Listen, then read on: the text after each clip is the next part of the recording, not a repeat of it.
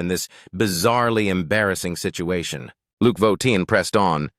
Deep within the Abyss dungeon, there's a legendary spirit medicine specifically for trauma. It can regrow limbs as if they were never gone. I'll secure it for you as fast as I can.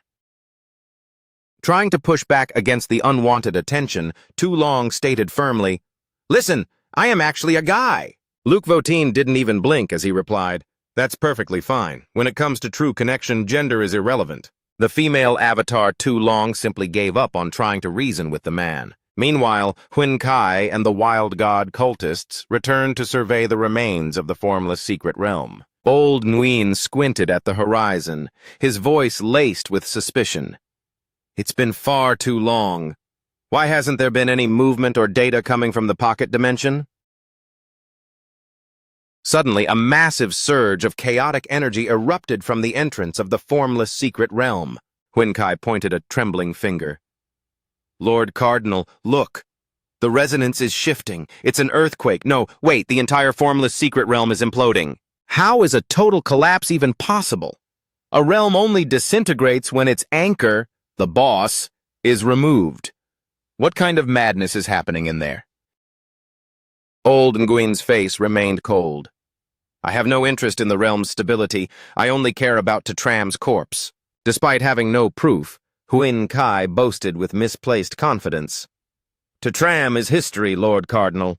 Whether the boss tore him apart or the dimension swallowed him whole during the collapse, there's zero chance he survived. Old Nguyen narrowed his eyes, seeking absolute clarity. Can you guarantee this outcome? Huin Kai nodded vigorously. I'd bet my life on it. I am 100% absolutely certain he's gone. This finally brought a smirk to Old Nguyen's face. Excellent work. Let's head back to the sanctuary immediately to offer this victory to the wild god. A subordinate gestured toward the boy and asked, Lord Cardinal, what should we do with this brat now? Huin Kai dropped to his knees in a display of total submission. I wish to dedicate my life to the wild god cult. Please let me serve you. Back at the second academy, it was a crisp, clear morning. Tu Long watched his fellow students passing by, a hint of melancholy in his voice. Heading off to the elite college. Who knows when we'll walk these halls again? Li Loi sighed, sounding uncharacteristically sentimental. I'm honestly a bit bummed that I never tracked down that Han Mai person Brother To kept mentioning. Duyet came running up, buried under a mountain of suitcases, waving frantically. Wait for me! Daddy To, don't you dare leave without me! Li Loi rolled his eyes at her. Are you a shadow? Why are you literally glued to Brother To? And look at all this junk. Are you moving a whole house or just going to school? Duyet huffed, clearly annoyed. Ugh, obviously. Girls have essentials that you wouldn't understand. The protagonist checked his watch, his tone steady. Save the bickering for later. The train is pulling out soon. Duyet held out a heavy bag. Be a gentleman and carry this. Li Loi didn't even look back. We've got a schedule to keep. If you can haul your own weight, come on. If not, stay home. Fuming, Duyet stamped her foot but made a quick executive decision. Fine, I'll just ditch the extra bags. With that, the 4 representatives from the Second Academy began their journey toward the prestigious college. As they walked, Tu Long gestured toward a nearby house. Tram, isn't that your uncle's place?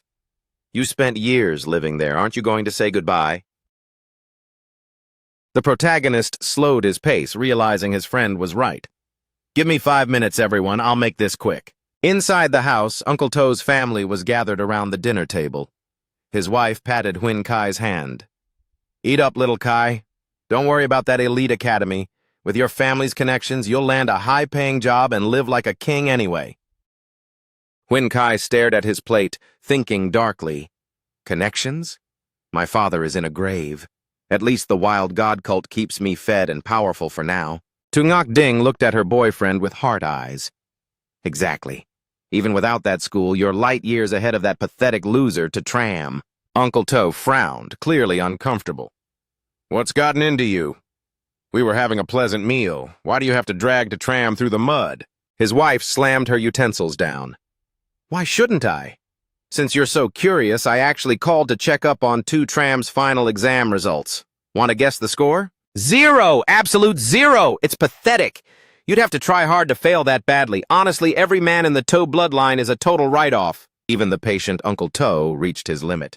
He growled lowly, "Watch your tone, you're pushing me too far." Knowing she usually won these arguments, she sneered, "Oh, did I hit a nerve? You thought your nephew was some secret genius, but he's just a national punchline. I bet he's hiding in a gutter somewhere. Even a janitor wouldn't hire a zero-pointer." Huin Kai smirked privately. Hiding? He's not hiding. I watched the dimension collapse on him. He's nothing but stardust now. But destiny has a funny way of making fools out of people. The doorbell rang, and Huin Kai stood up. "I've got it. That must be the gourmet cake I ordered for the celebration." But as his fingers gripped the handle and the door swung wide, the color drained instantly from Huin Kai's face. Seeing the protagonist standing there, alive and well, Huin Kai's legs turned to jelly as he collapsed in sheer terror. He screamed internally, "This is impossible! Tram is alive? Am I seeing a ghost or a demon?" The protagonist looked down at him with a cold, mocking smile. "I appreciate the warm welcome, but there's no need to kneel the moment you see me." Uncle Toe caught sight of his nephew and jumped up with a wide smile. "Little Tram, you're just in time. Come sit down. There's plenty of food." His wife's voice cut through the air like a knife. "He isn't eating a single bite. We don't have scraps for failures." Ngok Din glared at her cousin, siding with her boyfriend. "What a disaster. Your mere presence is so toxic it made Brother Kai faint." The protagonist didn't even glance at the women. He looked his uncle in the eye and spoke with genuine warmth. "Uncle, I can't stay for dinner. I just came to let you know I'm leaving. I'm heading out for the long haul, and I'm not sure when I'll be back in town." Uncle Toe's expression softened into a look of melancholy as he asked softly, "Leaving so soon? Where exactly are you planning to go, little Tram?" Uncle Toe's wife had a pathological habit of leaping to the worst possible conclusions. Sneering with unearned confidence, she interjected, "Where else could a failure go? Use your head. Since he bombed the exam, he's clearly off to find some back-breaking manual labor." The protagonist made his announcement as calmly as taking a breath. "I've been accepted into Tien Kin Academy, and I'm heading there now to finalize my enrollment." Uncle Toe's wife doubled over with a screech of laughter. "You? Enroll at Tien Kin? Stop it, you're killing me. A boy who couldn't even scrape together a single point on the exam." Ngok Din added with a smirk, "If a loser like you actually got into Tien Kin, I'll live-stream myself eating a pile of filth for the whole world to see." Uncle Tu placed a comforting hand on his shoulder. "Don't let their words get to you, little Tram. It's okay that the exam didn't go well. Your uncle will make sure you find a decent job." The protagonist didn't argue. He simply pulled out the undeniable physical proof, the official admission letter. "To Tram, congratulations on your acceptance as a freshman. Your passion and grit have earned you a place among us. May your journey forward be one of steady triumph. Tien Kin Academy Admissions Office." Uncle Toe's eyes widened as he whispered with pride, This is the genuine seal. It really is the Tien Kin admission letter." Ngok Ding lunged forward and snatched the paper from his hands. "Who are you trying to prank? I don't know where you bought this high-quality fake, but are you really so desperate to save your pathetic ego that you'd forge a government document?" Uncle Toe's wife stepped in aggressively. "I'll go get the lighter. Let's see how much of a big shot he is once I turn this precious paper into smoke." Even though they were his own family, Uncle Toe reached his breaking point. Standing tall, he barked, "Enough! I think you've both lost your minds.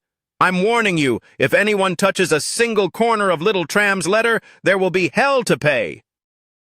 The protagonist watched with a cold, detached gaze and said simply, "Let them burn it." Uncle Toe's wife let out a nasty sneer. "At least you finally realized you can't keep up the charade. Ready to drop the act, are you?" With a flick of a flame, she watched with glee as the letter was reduced to a pile of gray ash. Instantly, a bright crimson warning light began to strobe violently above the heads of Ngok Din and her mother. They both recoiled in a panic. "What is this? Why did the Alliance's Level 2 criminal alert just activate?" The voice of the central AI boomed through the room. "Alert! Intentional destruction of a Tien Kin Academy admission letter detected. This constitutes a Grade A crime against human progress. Digital evidence recorded. Perpetrators must report to the Guard Bureau immediately or face a doubled mandatory minimum of 15 years in federal prison. Uncle Toe's wife collapsed onto her knees, trembling with terror. What? A criminal? Me? I can't go to prison. Tungakdin's face drained of all color as the realization hit her like a physical blow. The letter.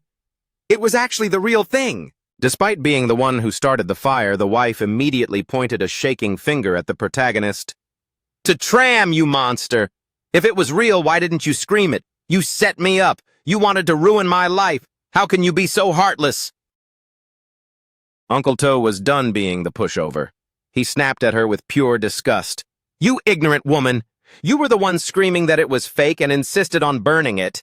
Now you want to blame him? Your stupidity is literally going to be the death of me. Uncle Toe's wife scrambled over to Huyn Kai, grabbing his legs.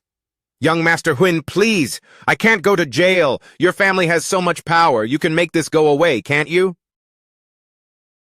Huyn Kai stared at her with icy indifference, thinking, my family is a ruin. I'm not wasting my standing with the wild god cult to save a loud-mouthed fool like you. Ngakding joined the pleading, tears streaming down her face. Brother Kai, please have your father call the Bureau. A little accident with a piece of paper shouldn't cost her 15 years. Huyn Kai actually had the audacity to look at the protagonist and say, to Tram, look, for my sake, just tell the Alliance it was a silly misunderstanding between relatives. The protagonist's response was a sharp, resounding slap that sent Kai reeling. What on earth makes you think your sake is worth a damn to me? Huyn Kai clutched his stinging cheek and yelped, Fine, forget my sake, but why did you have to hit me? The protagonist lunged forward, grabbing Kai by the collar and hoisting him up. I haven't even started settling the debt for the exam points yet. Tell me, when I entered the formless secret realm, was it you and your cronies pulling the strings? Huyn Kai's eyes darted around as he tried to play dumb. I have no idea what you're talking about. I wasn't even there. Without a word, the protagonist drew a blade and drove it cleanly into Huyn Kai's thigh. A blood-curdling scream echoed through the house. Uncle Toe's wife began to shake uncontrollably. You! How can you be so violent? Tungakding shrieked at the top of her lungs. To Tram, stop! You're breaking every law in the book! The protagonist's voice was a low, terrifying growl. Shut up, all of you. If I hear one more sound, I'll cut out your tongues myself. He leaned in close, staring directly into Huyn Kai's dilated pupils. I've done my homework. That formless secret realm has been dormant for decades. Why did it wake up just as I arrived? Kai whimpered, still trying to deflect. To Tram, please. You've got a brilliant career waiting at Tianqin. Don't throw it all away, just be reasonable. The protagonist didn't blink as he twisted the knife and then plunged another into Kai's midsection, avoiding vital organs but maximizing the agony. Huyn Kai slumped, the terror finally breaking his spirit. You're actually going to do it? You're really going to kill me? Tungakding and her mother stood frozen like statues, paralyzed by the sheer ruthlessness of the boy they used to mock. The protagonist spoke with a chilling finality. This is your last heartbeat of a chance. Talk, or become a permanent part of the floorboards. Huyn Kai tried one last desperate warning. To Tram, if I die, you're a murderer. You'll be a fugitive. Don't you care about your future? The protagonist reached into his pocket and pulled out a gleaming silver insignia. Don't mistake my patience for weakness. As a commissioned officer, I have the authority to eliminate threats. Killing you won't cost me a single night's sleep. Huyn Kai's eyes bulged as he stared at the metal. A dark stain began to spread across his trousers. That's a first lieutenant's star. You're a commissioned officer? Tungakding and her mother gasped in horror. A first lieutenant? That rank carries more weight than even Kai's father ever had. It's an untouchable status. The protagonist looked down with pure revulsion. A coward who pisses himself the moment his life is on the line. Pathetic. Seeing the blade raised for a final strike, Huyn Kai broke completely. I'll talk. I'll tell you everything. Please, just don't kill me. A few minutes of frantic, tearful confession passed. There. I've told you every detail I know. I was just so jealous of you. I couldn't stand it. I used the seal to wake the boss in the formless realm. I'm a piece of trash. I deserve to die. Just please let me live. The protagonist narrowed his eyes, digging for the core truth. Tell me more. What exactly is the origin of that formless entity? Kai replied through chattering teeth. I don't know the specifics. All the records say is that it arrived eons ago alongside the Supreme Star Tower, and its presence warped the area into a secret realm. The protagonist had heard enough. He stood up and headed for the door, pausing only to look back at his uncle one last time. Uncle, I'm going now. Please take good care of yourself. Uncle Tu cried out, Wait, little tram, you can't leave without this. Gazing at the weathered small box, the protagonist asked with genuine curiosity, What is this exactly? Uncle Tu lowered his voice. It's a legacy left by your parents. I hesitated to give it to you because your father insisted it only be yours if you proved yourself, if you rose above the crowd and showed true potential. The protagonist mused silently. An inheritance? In my memories, they were just humble workers who lost their lives years ago during a sudden monster tide. Uncle To's face lit up with a proud smile. I feared I'd never have a reason to hand this over, but you've shattered every expectation I had. Despite the chaos, Uncle To's wife showed no remorse. She merely shifted into a sycophantic tone. Little tram, why be in such a rush? Stay for a home-cooked meal. In a rare moment of perfect harmony, both Uncle Tu and Tu Tram barked, Get out! The sheer force of their rejection left her paralyzed, stumbling back in genuine fright. A brief interval later, clutching his bloodied side, Kai glared at the protagonist's departing figure with a soul-deep venom. Enjoy your moment, Tu Tram. Once I master that 6-star sword technique, I'll wipe that smug look off your face permanently. One strike, that's all I'll need. The quartet arrived at the bustling Maglev terminal, the gateway to their new lives, Li Loi admitted. I've never ventured this far from home.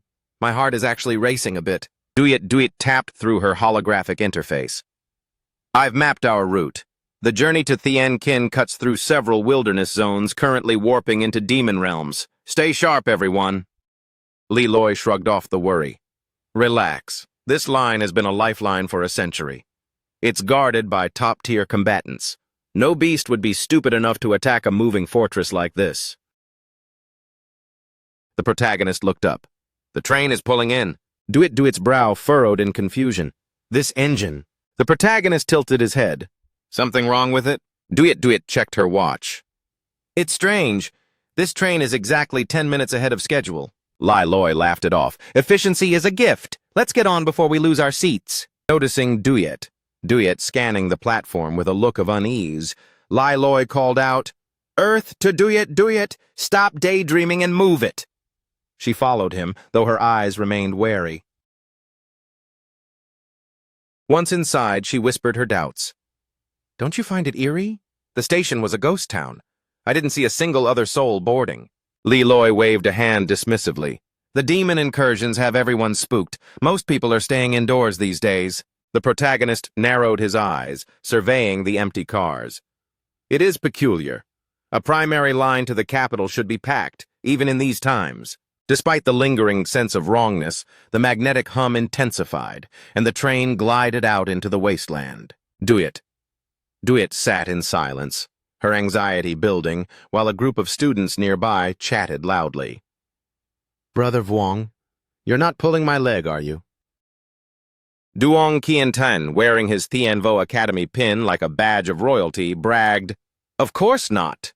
Tianvo is the elite of the capital, only eclipsed by Thien Kin itself. My word is gold.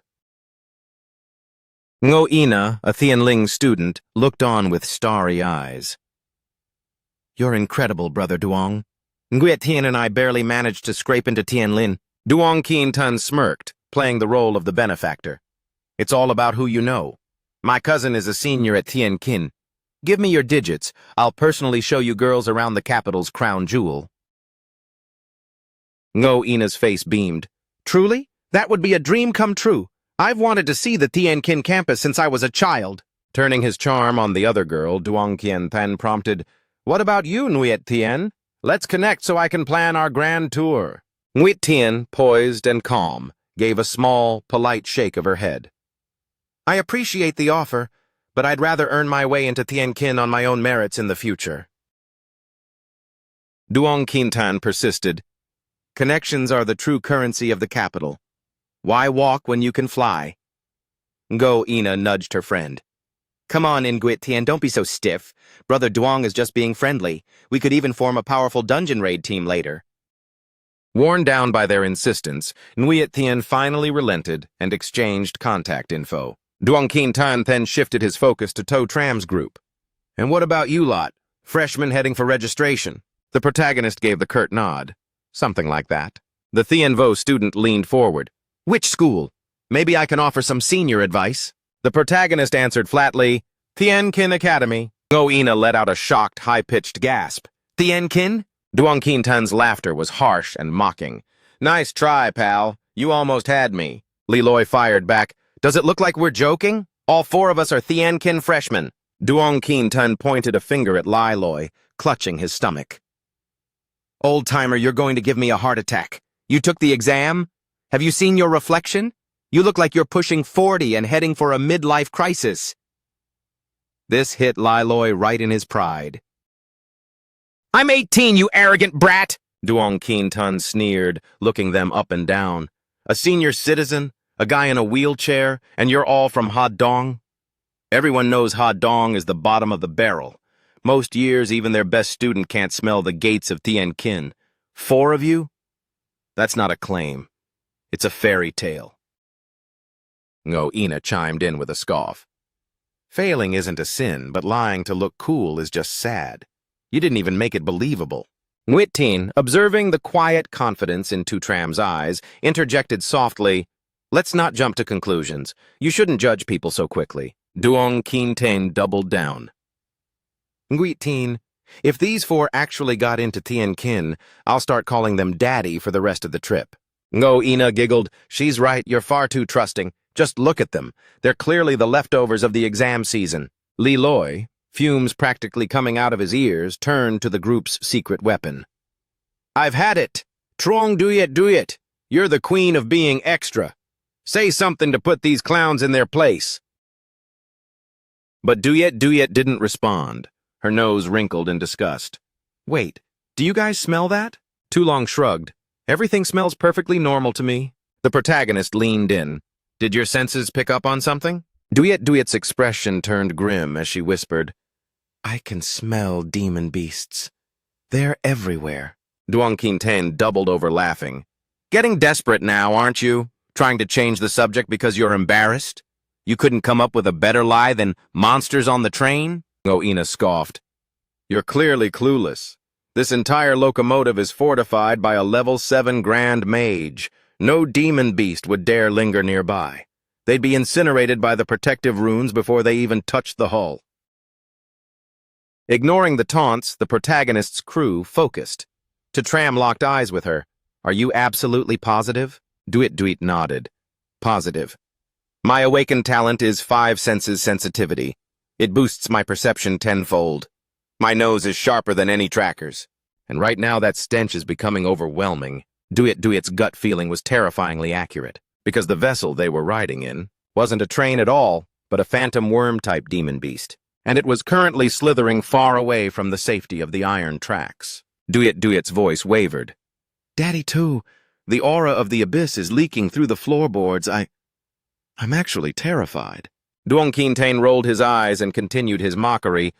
Top-tier acting, really. Even if there were monsters, which there aren't, I, Duong Qintan, would flatten them with a single strike. Ina played along. Brother Duong is so powerful. That's exactly the kind of confidence a Thien Vo Academy student should have. Everyone else is just pathetic by comparison. Nguyen Tian frowned and interrupted them. That's enough. Whether they're lying or not, we need to verify the situation for ourselves. The protagonist took charge.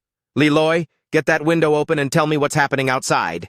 Li Loi strained against the frame, grunting, Damn it, it's stuck.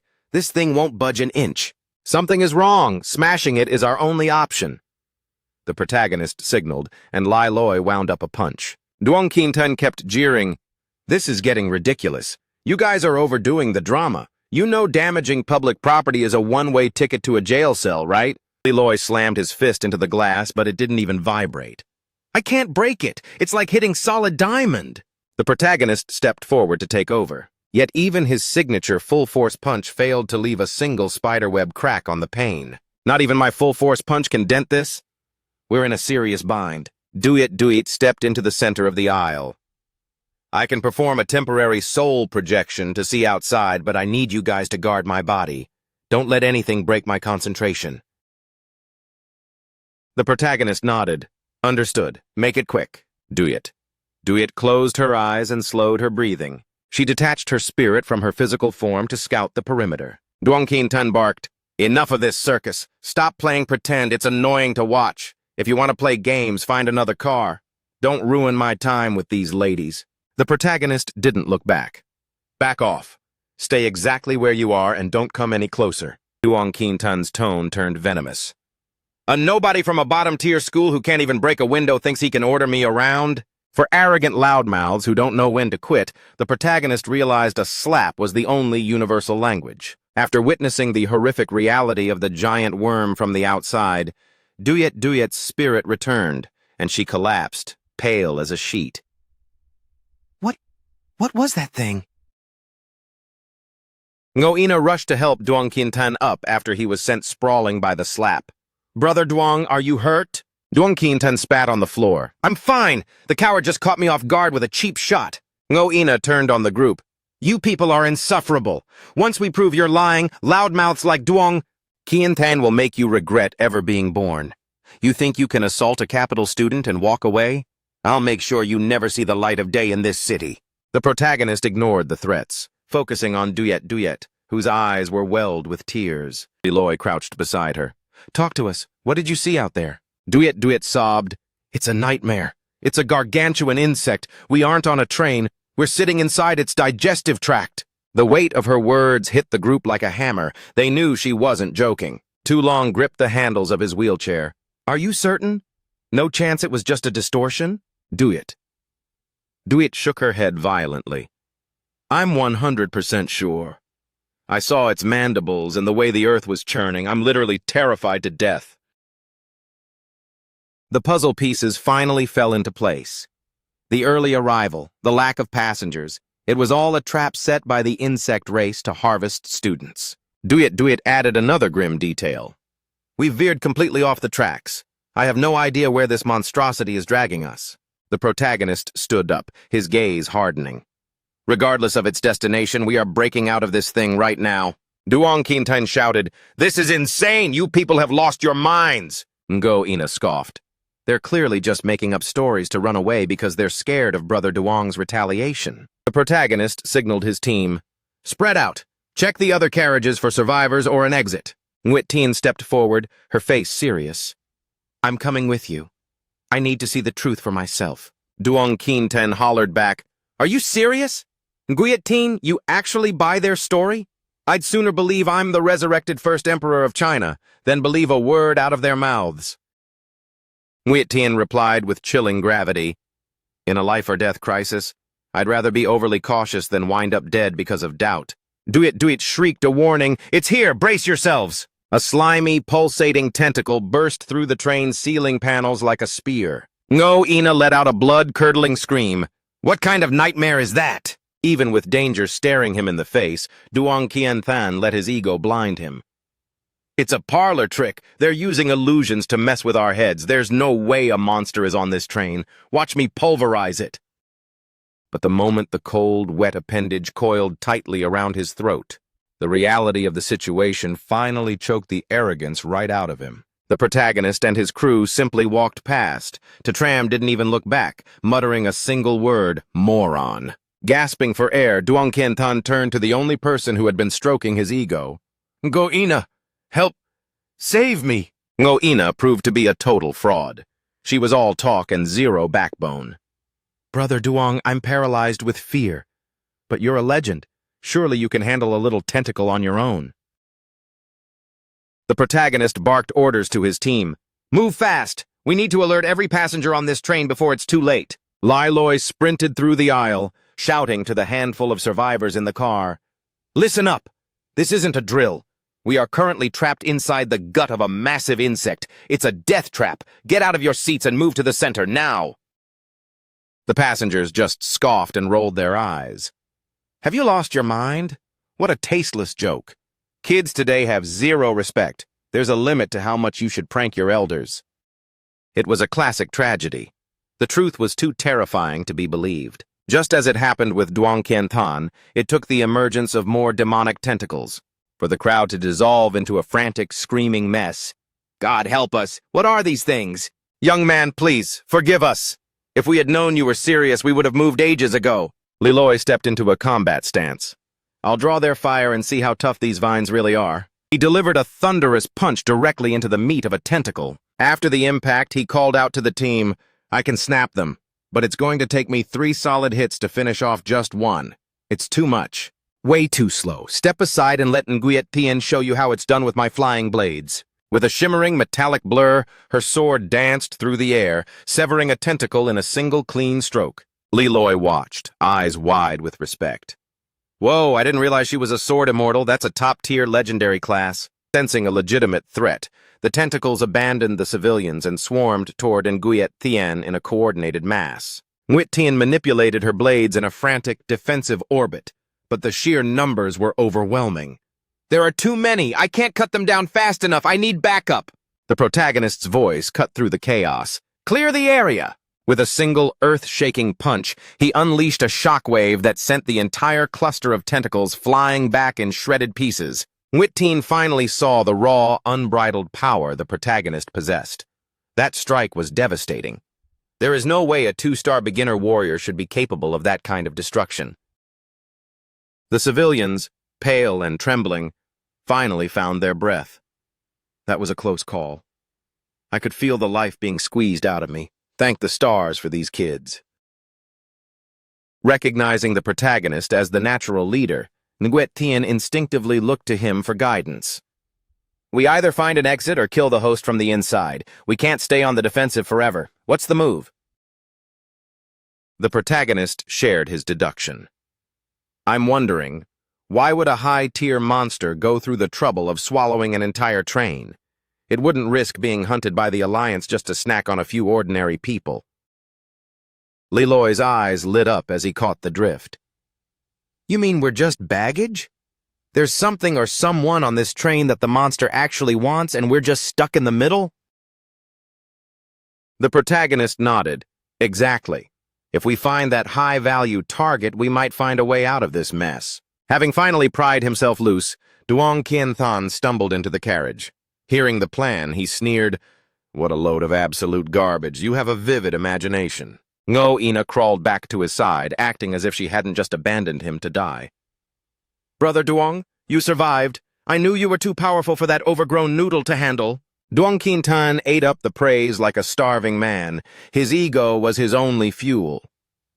Listen up, everyone. I am Duong Kien Than. He immediately began brandishing his credentials. A second-year elite at Key ManHwa Academy and a commissioned warrant officer of the Alliance. The effect was instantaneous. The terrified civilians clung to his words like a lifeline. A warrant officer?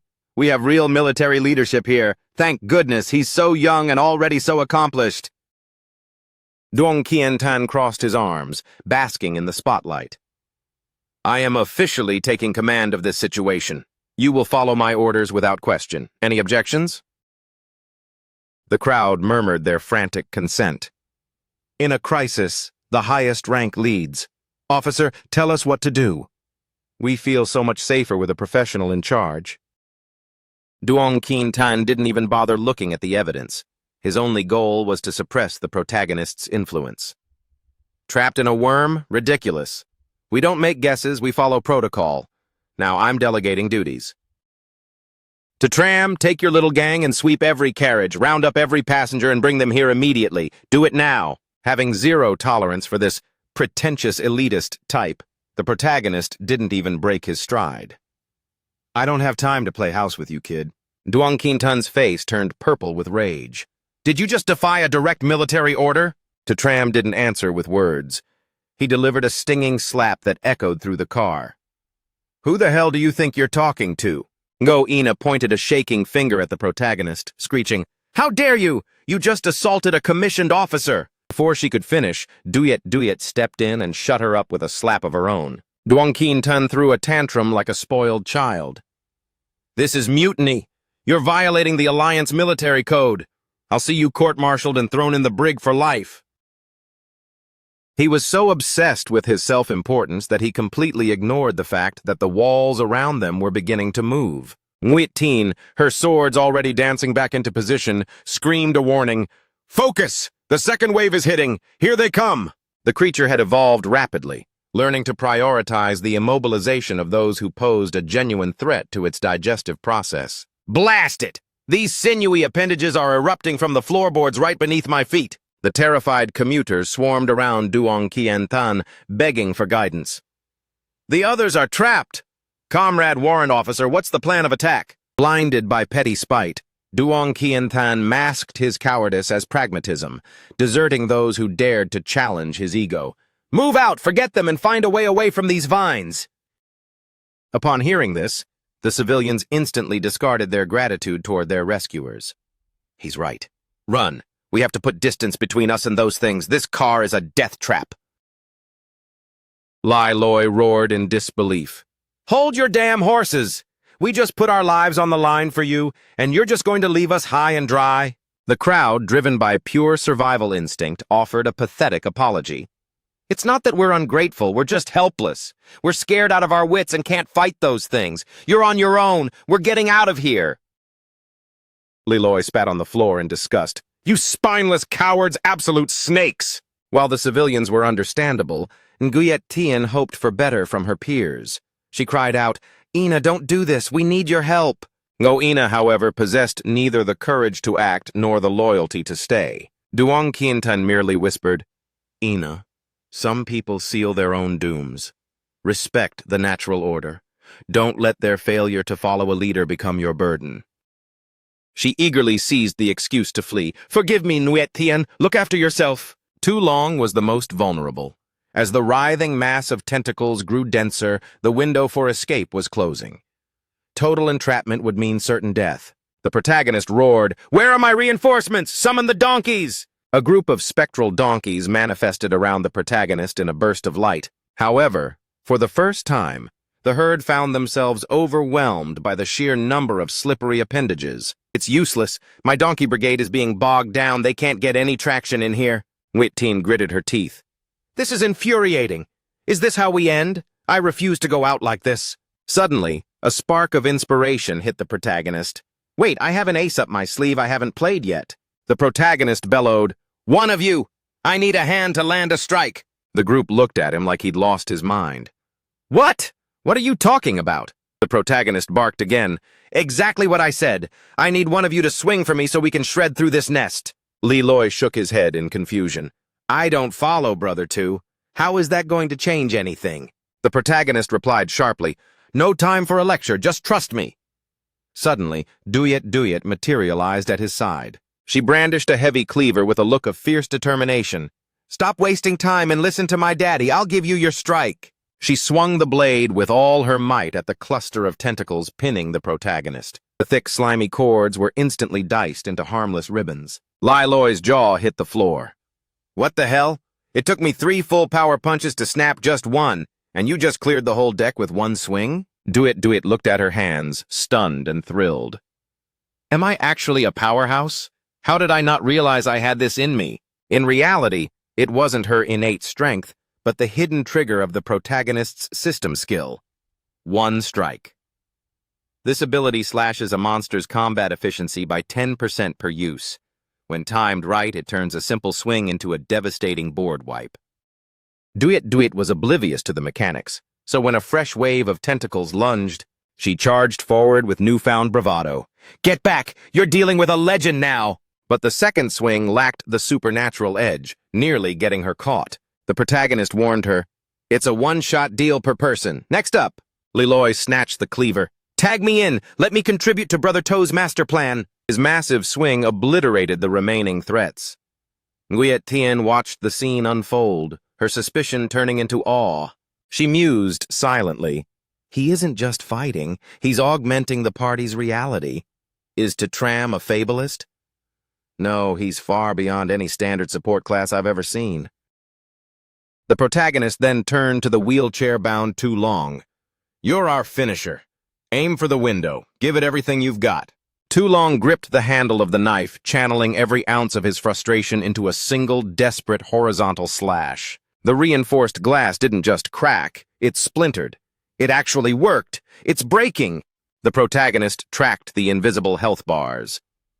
That last hit shaved off 30% of the creature's structural integrity. One more precise blow and we're out of this belly. Further down the car, Duong Kien Tan and his entourage were driven back by a wall of flesh. He came sprinting back, screaming, "Turn around! They're coming from the vents! We're being hunted!" An elderly man lagging behind tripped, and a tentacle snaked out with lightning speed, snaring his ankle. He barely managed a choked "Help!" before the appendage tightened with a sickening crack, ending his life instantly. The survivors were paralyzed with dread. This is insane. We're like lambs to the slaughter. Where is the alliance? Where is the cavalry? I don't want my life to end in a worm's gut. Duong Kien Tan, still trying to play the big shot, pointed a trembling finger. To Tram, I'm ordering you to the front lines. Hold those things back. Leloy was fed up with the posturing. Seriously? Your life is on the line and you're still worried about who's the boss? Go jump in a hole. The tentacle grotesquely manipulated the deceased man's jaw, using him as a gruesome puppet to speak. You little bipeds. The scent of your terror is quite delicious, isn't it? The crowd gasped in horror. The monster! It's talking through the dead! This is pure evil! The creature continued its chilling interrogation. Tell me, do you choose a swift death or the chance to breathe another day? The crowd shrieked in unison. Life! We choose life! The creature hissed. Most of you are worthless maggots to me.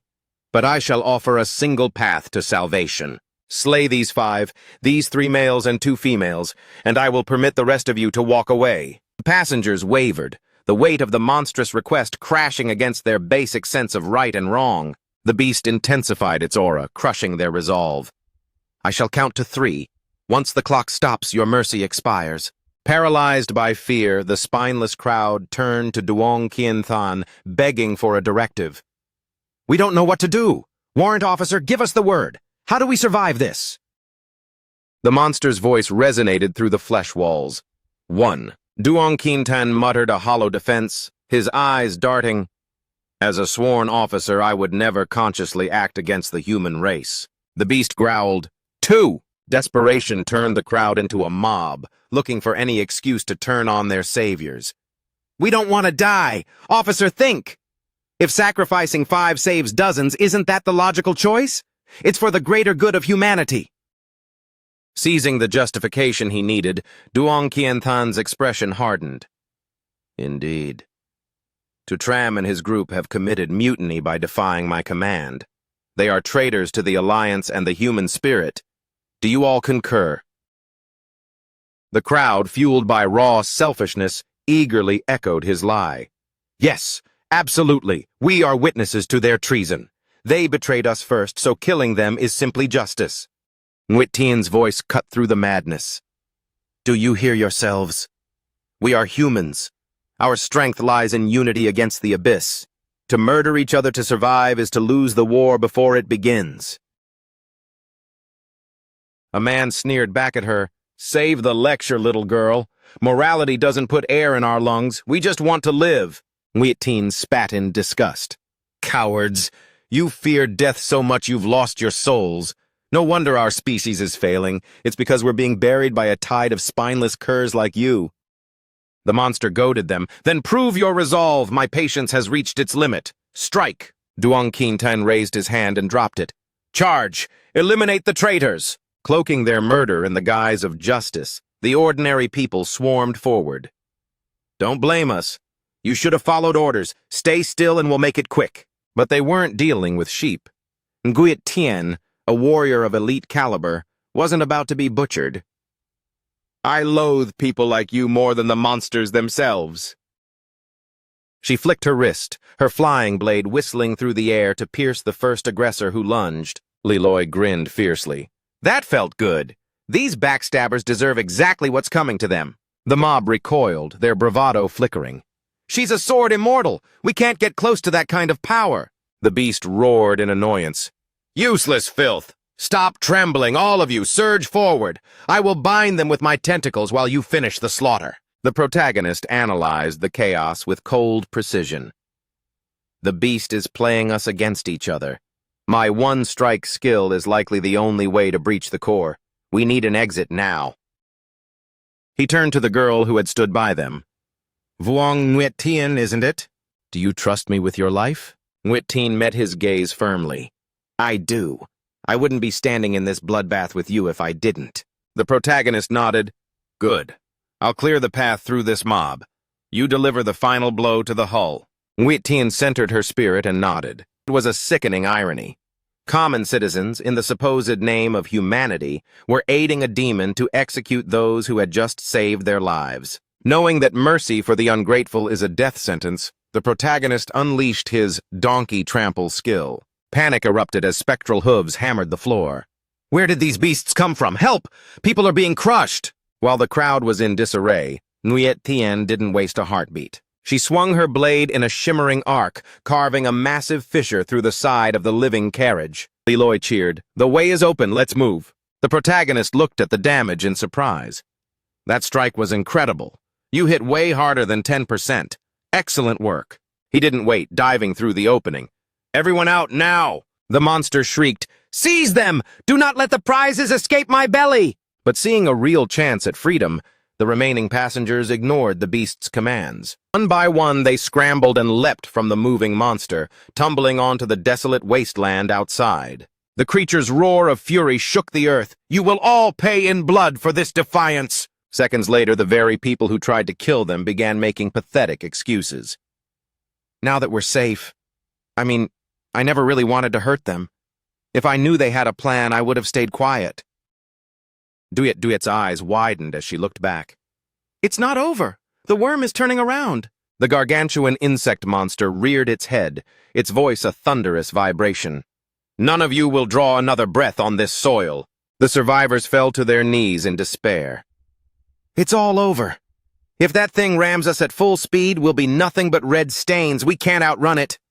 Nguyet Tien's grip tightened on her sword, her face pale. Is this the end of the road?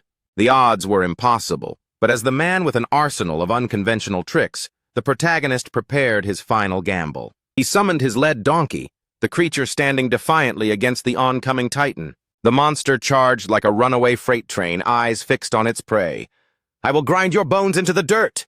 The donkey unhinged its jaw with impossible width, leaving the predatory worm frozen in sheer disbelief. The massive beast was sucked in and swallowed whole into the donkey's gaping maw. The survivors stared at one another in a bewildered daze. We're actually alive? The monster just vanished into thin air. Having witnessed several of Tatram's hidden aces, Nguyet Tien found herself spiraling into a web of mystery. He summons a donkey army, manipulates fables, and now possesses spatial storage abilities? What on earth is his true class? As for the colossal worm that had been sucked into the system's pocket dimension, it immediately collided with the brooding entity known as Formless. Formless barked irritably. What the hell is this pathetic thing supposed to be? You got a lot of nerve bumping into me. I'm going to tear you apart. The worm pulsed in confusion, unable to fathom how it had been transported to this void. In this realm, the once terrifying worm became a literal punching bag for Formless. I'm already brimming with fury. You're the perfect outlet for my rage. The protagonist smirked, finding the arrangement poetic. Let Formless have its fun with that overgrown parasite. Leloy surveyed the desolate horizon with a frown. I've lost our bearings. I think we've been dragged deep into the heart of the restricted wilderness. Nguyet Tien offered a sliver of hope. Don't panic. I've transmitted our coordinates to the Alliance. Rescue units in the sector should be arriving shortly. Suddenly, Duong Kien Ten limped toward the protagonist. To Tram, we need to have a serious word. The protagonist's patience was paper-thin, but he stayed quiet just to see what kind of nonsense would come out of the guy's mouth next. Duong Kien Ten demanded immediately, Look, what happened back there was just a heated misunderstanding. I expect you to keep your mouth shut when the Alliance arrives. Leloy didn't mince words, raising his middle finger. You are truly spectacularly shameless. Despite being rescued, Duong Qiantan and his pack of ungrateful followers shared a toxic logic. I'm just giving you a friendly warning. You defied a direct order. No one will believe your story over mine. It's our word against yours, and as a warrant officer, I hold all the cards here. Ngo Ina, lacking both a spine and a conscience, tried to cozy up to the friend she had left to die. Nguyen Tian, I'm so glad you're safe. Let's just forget the past. We're still besties, right? Nguyen Tian icily brushed her hand away. Touch me again and regret it. You're utterly revolting. Ngo Ina gasped, actually looking offended by the rejection. The crowd, whom Tram had saved 3 times over, remained cold and indifferent. They told the protagonist, "You should probably drop it. We survived because we worked as a team." Exactly. The credit for this escape should be split evenly among everyone. Duong Qiantan smirked arrogantly. I've made myself clear. Know your place or you'll be the one rotting in a cell. After enduring their barking, the protagonist finally spoke with a chilling calm. Don't take another step. Duong Qiantan turned back with a sneer. The protagonist's fist connected with an audible crunch, shattering the teeth of the man who relied on status rather than strength. Ngo Ina shrieked in horror. You actually dared to strike an officer? Are you insane? If the women thought they were exempt from consequences, they were wrong. Tram showed zero leniency to any malicious tongue, regardless of gender. Ngo Ina trembled as a blade gleamed near her. You wouldn't! I'm a girl! You're really going to use a weapon on me? The protagonist stared her down. I don't see a woman, I see a piece of human garbage. Duong Qiantan howled through his broken mouth. Tram, you're dead! I'll make sure you spend the rest of your life in a hole! The protagonist silenced him by driving a blade deep into Duong Qiantan's thigh. A piercing, blood-curdling scream echoed across the wasteland. Venting a mountain of pent-up frustration, the protagonist systematically slashed at his tormentor, meticulously avoiding vital organs to ensure the coward felt every bit of the agony. Duong Qiantan wailed in despair. My legs, my arms! Tram, you monster! I'll kill you! You crippled me! You actually crippled me! Li Loi spat on him. A parasite like you is better off crippled. At least now you can't walk over anyone else. The usually composed Nguyen Tian looked on with pure loathing. Your behavior back there was more demonic than any beast. You're simply reaping the harvest you planted. Suddenly, a booming voice thundered from the skies. Blood Corps Honor Squad responding to the Alliance emergency broadcast. Rescue is underway. The crowd whispered in awe. The Alliance is here. It's the Blood Corps Squad, the legendary elite unit. Luke Votin touched down and barked, Where is the demonic threat? Status report. Duong Qiantan scrambled to claim the spotlight. Captain Luke, I am Warrant Officer Duong Qiantan of Tianvu Academy. We have successfully neutralized the demon beast. Luke Votin glanced at the carnage, asking flatly, Neutralized? Who landed the killing blow? The civilians joined the lie to save their own skins. Officer Duong led the charge. We all fought bravely. We all deserve credit for the kill. Wittin's stomach turned. They have no bottom. Stealing military honors they didn't earn after trying to commit murder. Duong Qiantan whimpered, Captain Luke, I've been brutally assaulted. This criminal tried to murder me. Luke Votin narrowed his eyes. Who assaulted you? Ngo Ina pointed a trembling finger at the protagonist. Him! Tram! He defied military orders, attacked me, and attempted to assassinate Warrant Officer Duong. Luke Votin lowered his sunglasses, his expression shifting to pure confusion. Tram? Again? Duong Qiantan urged, Captain, arrest this thug immediately. He gloated silently. Enjoy your bravado while it lasts, Tram. I'm going to bury you. Luke Votin sprinted forward with a beaming face to greet the protagonist.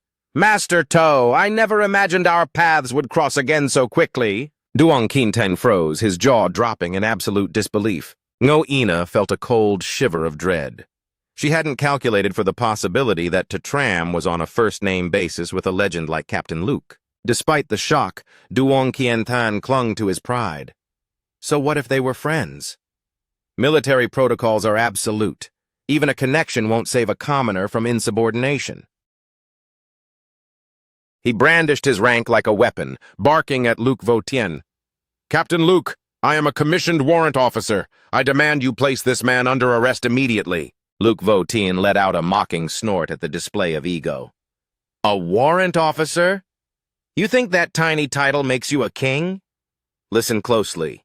Even if Tram ended you right here, I wouldn't have the authority to touch a hair on his head. The bully, suddenly desperate for logic, stammered, Captain Luke, you lead the Blood Corps Honor Squad. Surely you aren't going to compromise your integrity just to shield a friend. Luke Votien smirked, his choice of words dripping with hidden meaning. Trust me. The status Tram can pull out is vastly more impressive than yours. The protagonist winced at the phrasing. Must he make it sound so suggestive? Duong Quinton blinked like a confused child. More impressive? In what way could he possibly outrank me? Luke Votien nodded to the protagonist. Go ahead, Tram, pull it out and enlighten them. With a resigned sigh and a deadpan expression, the protagonist produced his official military decoration. Ngo Ina, blinded by her own ignorance, sneered at the object. What's that supposed to be? You think showing off some cheap trinket is going to change your fate? But Duong Quinton's face drained of all color as he gasped, That's the silver star of a first lieutenant! Luke Votien stepped into the light, his voice booming. Open your eyes and look. Tram is a first lieutenant and a national hero who saved the lives of our greatest warriors. You're a mere warrant officer. You aren't even qualified to polish his boots. Ngo Ina began to shake uncontrollably. A student who hasn't even started university. Reaching the rank of first lieutenant? This has to be a nightmare. The realization hit Duong Quinton like a freight train. He had committed blatant insubordination against a high-ranking superior. He collapsed to his knees, whispering, It's over. My future is dead. After the dust settled, Luke Votien turned to Tram with a professional salute. The facts are laid bare, sir. How do you wish to dispose of these traitors? Those who attempt to hijack military honors and frame a decorated first lieutenant, they've signed their own death warrants. Duong Quinton began to grovel, his forehead hitting the dirt. Tram, think of my cousin. He's a senior at Tianqin, your own upperclassman. Please show mercy. We could be like brothers. Ngo Ina turned to her classmate with tearful eyes. Nguyet Tien, please, speak for me. I'll be your servant. I'll do anything. Just don't let them throw me in a cage. The survivors, seeing the scales tilt, didn't offer a shred of genuine gratitude. They simply switched to shameless flattery. Lord To, please forgive our blindness. We are but insects beneath your feet. A noble officer like you wouldn't waste time holding a grudge against us. I'll kowtow until I bleed. Just spare me. Their blatant lack of integrity only hardened the protagonist's resolve. He said coldly, Captain Luke, process these curs according to the full extent of Alliance law. Luke Votien saluted sharply. Consider it done. You've rendered another massive service to the state. I'll transmit the report to headquarters immediately. Then his tough exterior cracked as he glanced toward Tu Long. Luke Votien stood awkwardly before Tu Long, shuffling his feet. I have a small favor to ask, but I'm a bit embarrassed. Tu Long crossed his arms defiantly. Spit it out. With a look of pure longing, Luke Votien whispered, Could you please log into your female avatar just for a second? I need to see her. Tu Long gave him a one-word answer. Scram! Luke Votien's spirit visibly deflated as he withered away in disappointment. Under the protection of the Alliance escort, the protagonist's group and Vuong Nguyet Tien finally reached the terminal. Nguyet Tien prepared to depart. Tram, I have to check in at my academy now. This is where we part ways. Farewell. The protagonist called out after her. Wait, Miss Vuong. She paused, looking back. Just call me Nguyet Tien. The protagonist spoke with a quiet certainty. That monster. It wasn't a random attack. It was hunting you, wasn't it? Nguyet Tien's eyes widened in surprise. How could you possibly know that? The protagonist shrugged. It was obvious. Those tentacles ignored the easy targets to focus entirely on us, on you. Nguyet Tien nodded slowly, her voice calm. You're right. That demon beast was sent specifically for me. If you hadn't intervened, I'd be a captive or worse right now. Curiosity piqued, the protagonist asked, why would they go to such lengths for a student? Nguyet Tien looked him in the eye. Because my father is General Vuong Long Tuong. The name hit like a thunderclap, making the protagonist's pupils dilate in shock. But she didn't elaborate. She turned her back, her voice barely a whisper. Being near me only brings danger. Goodbye to Tram. Leloy scratched his head, searching his memory. Vuong Long Tuong. I've heard that name in every history class. Tu Long clarified, his voice heavy with respect. General Long Tuong is one of the 12 marshals of humanity.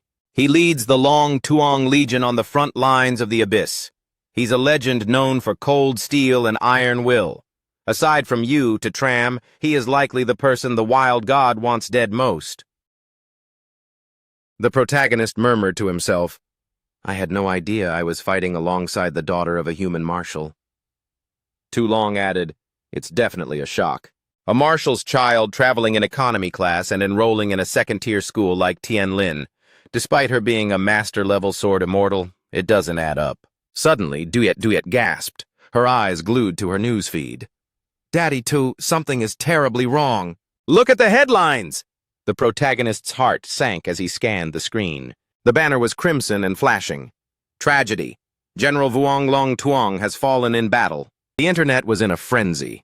Reports were flooding in that the great general had been slain on the Abyss battlefield 3 days ago. At that very instant, a thunderous explosion shattered the silence. It was the flare of a signal rocket, a beacon the Alliance only ignites when a world-shaking event occurs. A massive holographics broadcast screen suddenly sparked to life, commanding the attention of every citizen. With heavy hearts, we announce to all of humanity that Marshal Long Tuong, one of our 12 pillars of defense, has made the ultimate sacrifice on the Abyss front. A state memorial will be held in the capital of Longdo shortly. Leloy stared in disbelief. He's really gone? This is the first time a marshal has fallen since the war began. He was the highest-ranking officer we had left. The protagonist narrowed his eyes at the screen. Doesn't this timing feel incredibly off to you guys? Tu Long gave a grim nod. It's beyond suspicious. The rumors have been tearing up the forums for 3 days, yet the Alliance stayed silent until now. Plus, the report is chillingly vague. No details on the battle or the cause of death. Thinking of her father's legacy, Nguyen Tien whispered a silent vow. Father, I will carry your torch. I won't let your fire go out. However, such grand conspiracies were beyond their current reach. The group pushed forward with renewed resolve, finally standing before the gates of the prestigious Tianqin Academy. Let's get through registration first. Then we focus everything on finding a cure for Tu Long's condition. Tu Long's eyes widened as he spotted a familiar face. Wait, look at the security detail by the gate. Is that who I think it is? Leloy squinted. If my eyes aren't playing tricks on me, isn't that Nguyen Tat Hoi? The group stood in a row, stroking their chins while observing Tat Hoi in his uniform. It's definitely him. Nguyen Tat Hoi felt their gaze and snapped, Are you quite finished staring? The protagonist smirked. Tat Hoi, what are you doing moonlighting as a security guard? Nguyen Tat Hoi's expression soured. I bombed the final entrance trials. Tianqin's doors didn't open for me. Leloy looked shocked. You failed? Even so, you could have easily walked into any other top-tier university. Nguyen Tat Hoi stood tall, his eyes burning. It's Tianqin or nothing. I'm only here to chase the shadow of Senior Mo Dong. If I can't be a student, I'll be the one guarding the entrance. The protagonist gave a nod of genuine respect. I admire that grit. Guard well, then. We're heading inside to start classes. Nguyen Tat Hoi shouted after them, To Tram!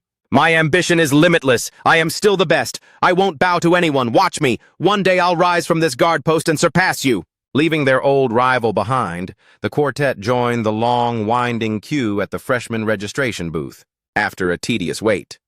Finally, we're at the front. Just as Duyet stepped forward, a flashy youth elbowed his way to the front. Step aside. Teacher Doan, handle my paperwork immediately. Duyet, never one to back down, barked, Hey, are you blind? There's a line here. The youth didn't even look back. I told you to move. Do it. Duyet planted her feet. Not a chance. If you want in, get to the back like everybody else. The youth sneered. I am a scion of the Institute. Rules don't apply to me. Duyet mocked him with a laugh. Scion of what? You could be the King of England for all I care. Back of the line, buddy. Without warning, the youth spun around and slapped Duyet across the face. A commoner with a filthy mouth needs to be taught a lesson. Leloy's face turned crimson with rage. That's it! I'm breaking his jaw! Let me at him! The protagonist held him back with a firm grip, looking directly at the administrator. Teacher, he just assaulted a student. Are you just going to watch? Doan Koi-ming didn't even look up from his ledger. Hong Tian-Phi has committed no breach of conduct here. Leloy roared. He cut the line and hit a girl. How is that not a breach? Doan Koi-ming sighed. He stated his status. He is a scion of the Institute. Leloy was baffled. What the hell is a scion? Is that a license to be a jerk? Our friend to Tram here was the national top scorer. Hong Tian-Phi chuckled darkly. Top scorer? Look around, country bumpkin. Thian Kin is a sea of top scorers. You're the most common commodity on campus. Doan Koi-ming looked at the youth. Thian Phi, explain the hierarchy to these newcomers so they understand why the world works this way. Hong Tian-Phi turned to the crowd. Listen well. Students here are ranked. At the top are the Thian Fu, the chosen ones. Below them are the scions, descendants of the Academy's legends and elite clans. We don't take your little exams, we are born for this. And then there's the bottom tier, the top scorers from the masses. You are the help, the ordinary, the extras. System notification, mission triggered. Perform a feat that makes your name resonate through every hall of Thian Kin Academy. Feeling satisfied with his lecture, Hong Tian-Phi gestured dismissively. Now that you've been educated, clear the way. The protagonist's voice was cold as ice. Teacher Doan, a simple question. Is this hierarchy between scions and regular students in official academy law? Doan Koi-ming hesitated. No, there is no such written regulation. Hong Tian-Phi scoffed. It's an unwritten law. Everyone who matters knows it. The protagonist didn't argue. He simply delivered a stinging slap that sent the youth staggering. No regulation? Then you've got a lot of nerve acting this high and mighty. Hong Tian-Phi clutched his face, stunned. You actually hit me? The protagonist pointed to the end of the queue. To the back of the line, now. The surrounding students began to whisper frantically. Is he insane? That's Hong Tian-Phi of the Hong clan. Who is this guy? His name isn't on the Hall of Fame. He's just a nobody who passed the test. Doan Koi-ming sighed, watching To Tram as if he were a doomed jester. What a waste. A common student picking a fight with a scion of the Institute, one backed by such a formidable lineage, was sheer recklessness. Hong Tian-Phi snarled.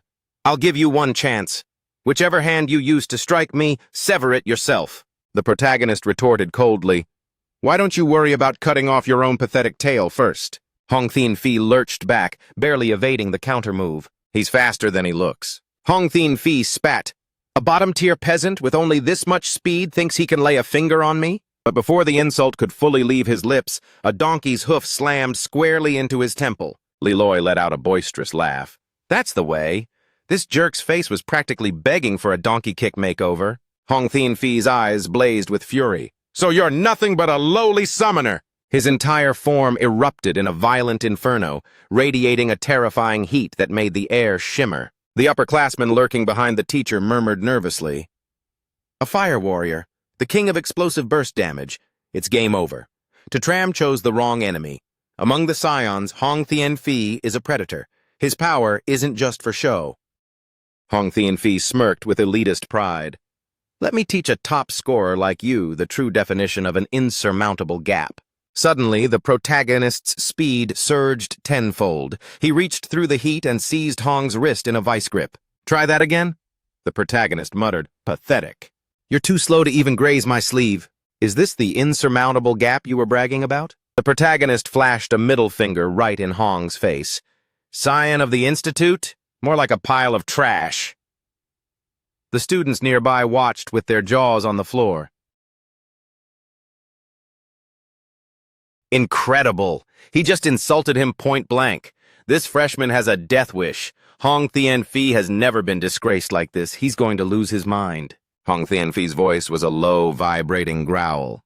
Well done. You've successfully signed your own death warrant. I'm going to cremate you where you stand. Flame cyclone! A roaring vortex of fire spiraled toward the protagonist. Even though Lai Loi and Duyet believed in Tram, the sheer intensity of the heat made their hearts sink. Yet the onlookers didn't condemn Hong's cruelty. They blamed the one standing up for himself. That flame is too intense. He'll be reduced to cinders. It's his own fault. Just another freshman trying to act like a hero. It was a sad reflection of the times. As long as you have status and power, you can trample over justice like it's nothing. They truly believed Tram had been turned to ash for his defiance. Doan Khoi Min didn't care if a freshman lived or died. He spoke with icy indifference. Eyes forward. Keep the line moving for registration. If anyone else had been standing there, the story would have ended with that cold dismissal. But the protagonist emerged from the smoke, completely untouched. What's the matter? Did calling you trash hurt your feelings that much? Hong Thien Phi was paralyzed with shock. What? How? My flame cyclone! It just vanished! The donkey's pocket dimension proved its worth once again. Every spark of fire that dared to approach was instantly devoured. The protagonist summoned another donkey, which promptly delivered a secondary kick to the scion's skull. Hong Thien Phi ate the dirt, landing in a hilariously shameful heap. The people who used to talk to me like that? The weeds on their graves are already waist-high. Hong Thien Phi scrambled up, panting. A dual-beast summoner, then! I underestimated your tricks, but it won't happen again! But as he spoke, a donkey's rear end lunged directly into his line of sight. Hong Thien Phi's face went pale. What? A third one? His only response was a heavy heel connecting straight with his nose. Hong Thien Phi was sent tumbling backward, flying in a long, undignified arc. He wailed in frustration. What kind of freak summoner are you? Who in their right mind makes contracts with 3 donkeys? The protagonist pinned him down, a blade pressed against his throat. Still feel like looking down on me? The crowd was stunned, yet they still tried to diminish the feat. I can't believe a scion actually lost. The last commoner to strike an elite was Senior Mo Dung, and she's a Thien Phu genius. You can't honestly compare this guy to her. That's a reach. Hong Thien Phi remained defiant, glaring like a spoiled child. The protagonist didn't give him the chance to start another rant. Tram leaned in and delivered a sharp slap. Listen up. My name is Tram. If you can't remember that, feel free to just call me Daddy. Hong Thien Phi spat. Tram, is it? Don't get cocky. You think a knife makes you a winner? You think you actually have the guts to finish this? The protagonist didn't blink. Let's find out exactly how much guts I have. Doan Khoi Min, who had been a silent spectator until now, finally intervened, his voice dripping with authority. Tram, that's enough. Lower the weapon and release him at once. Hong Thien Phi adjusted his broken glasses and smirked. Moron, I told you that you were powerless against me. The protagonist tilted his head. And why is that? Doan Khoi Min ignored the question, his tone hardening. Haven't you caused enough of a scene? I said let him go. The protagonist kept his composure, but his voice was sharp. Teacher Doan, when I was about to be incinerated just a moment ago, why didn't you tell him to stop? Doan Khoi Min bristled, using his status as a shield. Are you cross-examining me? A mere freshman dares to challenge my authority? The protagonist's respect for this man evaporated. Another elitist with a might-makes-right ego. Was this really the hollow core of Tiankin Academy's prestige? Doan Khoi Min folded his arms with a facade of absolute authority. I've given my verdict. Don't waste my time with your petty grievances. The protagonist took a breath, offering one final chance for decency. Teacher Doan, are you truly comfortable being this biased in front of a crowd?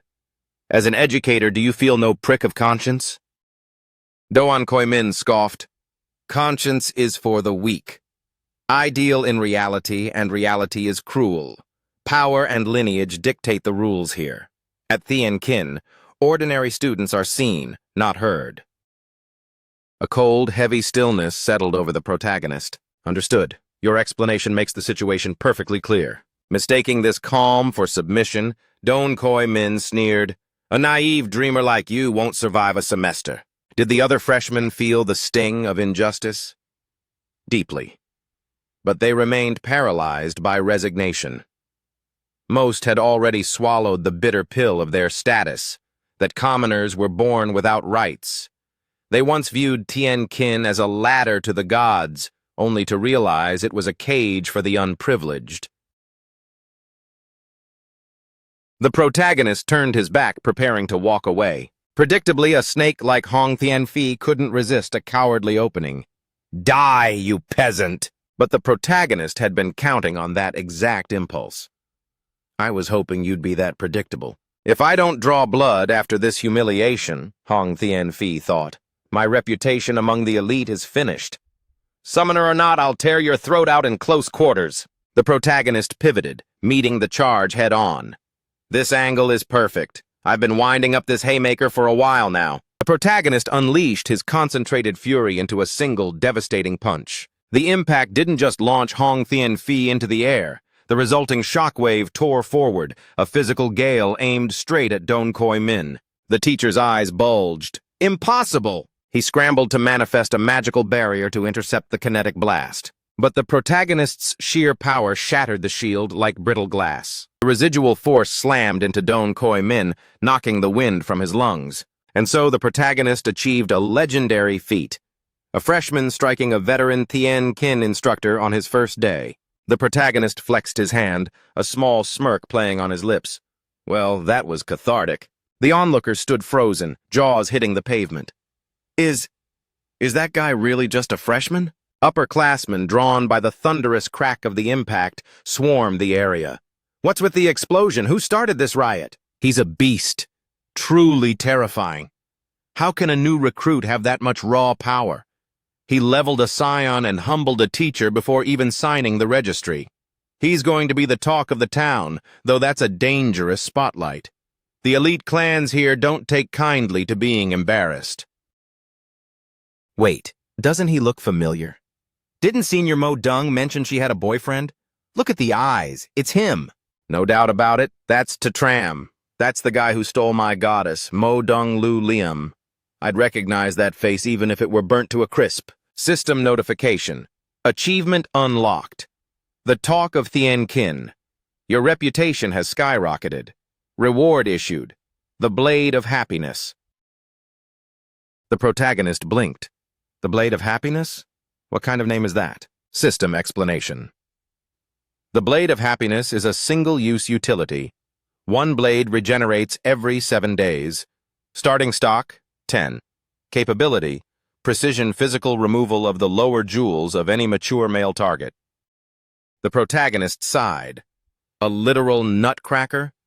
He should have known this twisted system would never give him a normal weapon. In a grand, high-ceilinged conference hall, Mo Dung Lu Liam and Man Miu Miu sat across from two stern foreign representatives. Ms. Hikawa of the Sakura sector leaned forward.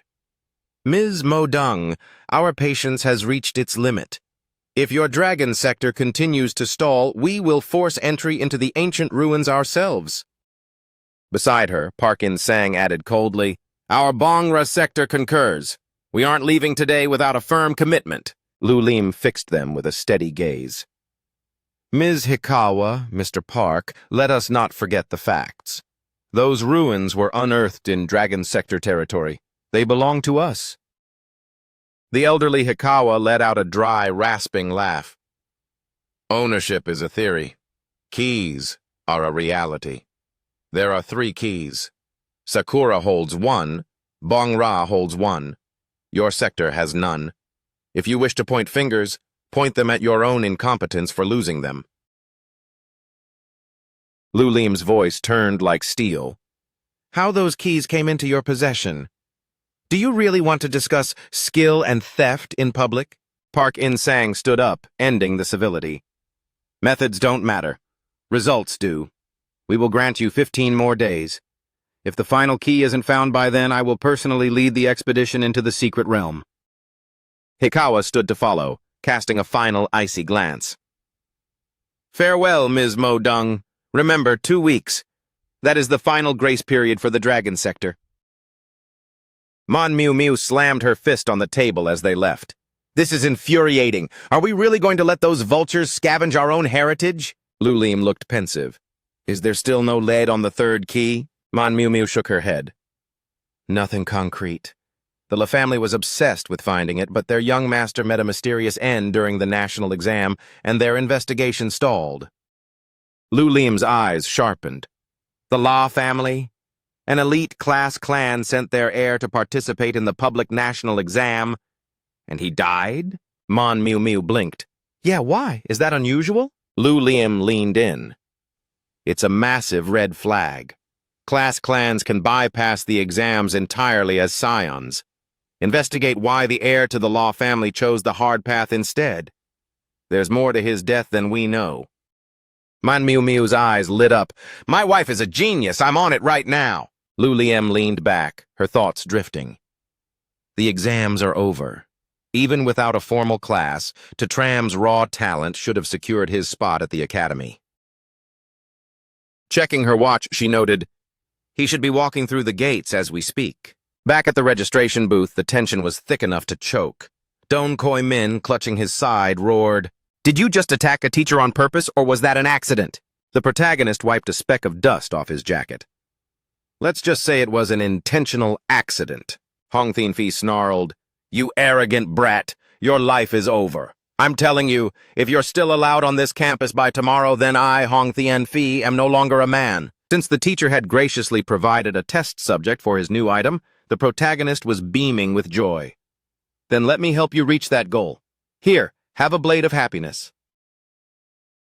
The noble-born youth's mind was still racing with confusion when the protagonist's blade of happiness made a clean, swift sweep across his groin. Hong Tianfi immediately felt a tragic void.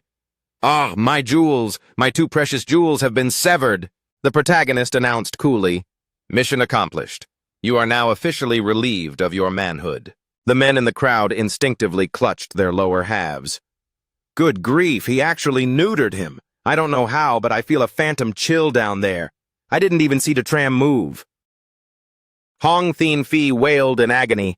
Teacher Don, in the name of the Hong lineage, I demand you slaughter this bastard. Don Koi Min pointed a trembling finger and roared, To Tram! You deliberately assaulted a peer and maimed a faculty member, a flagrant violation of academy law. To the disciplinary office now, you are being expelled immediately. The protagonist countered with calm logic. On what basis? It's plain to see Hong Tianfi instigated this entire mess. Don Koi Min leaned on his rank. On the basis that I am your superior, my word is final, no further explanation required. The protagonist replied flatly, I refuse to acknowledge your authority. Don Koi Min sneered. Your refusal is irrelevant. Who gives a damn about a peasant student? Move, and don't force me to get physical. The protagonist simply gave him a middle finger, cursing the man who shamed the title of educator. Moron! Don Koi Min's voice cracked. You dare insult me? You dare show such blatant disrespect to a scholar of Tiankin Academy? The protagonist condemned him right to his face. Does a piece of garbage like you even deserve to be called a scholar? Don Koi Min lunged. That's the last straw.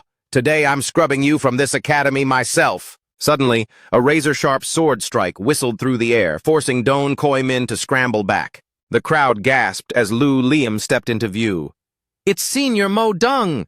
What is the goddess doing here? Is the rumor about her and Tram actually true? Seeing her, Don Koi Min's bravado faltered. Mo Dung Lu Liam, I am disciplining a first year. Why are you interfering? Lu Liam placed a protective hand on the protagonist's shoulder and said, You think you can just lay a hand on my man? The protagonist wasn't exactly celebrating. He could only groan internally. Man, she really doesn't do subtle, does she? The male students erupted in a chorus of heartbreak. Did I hear that right? The goddess actually has a boyfriend?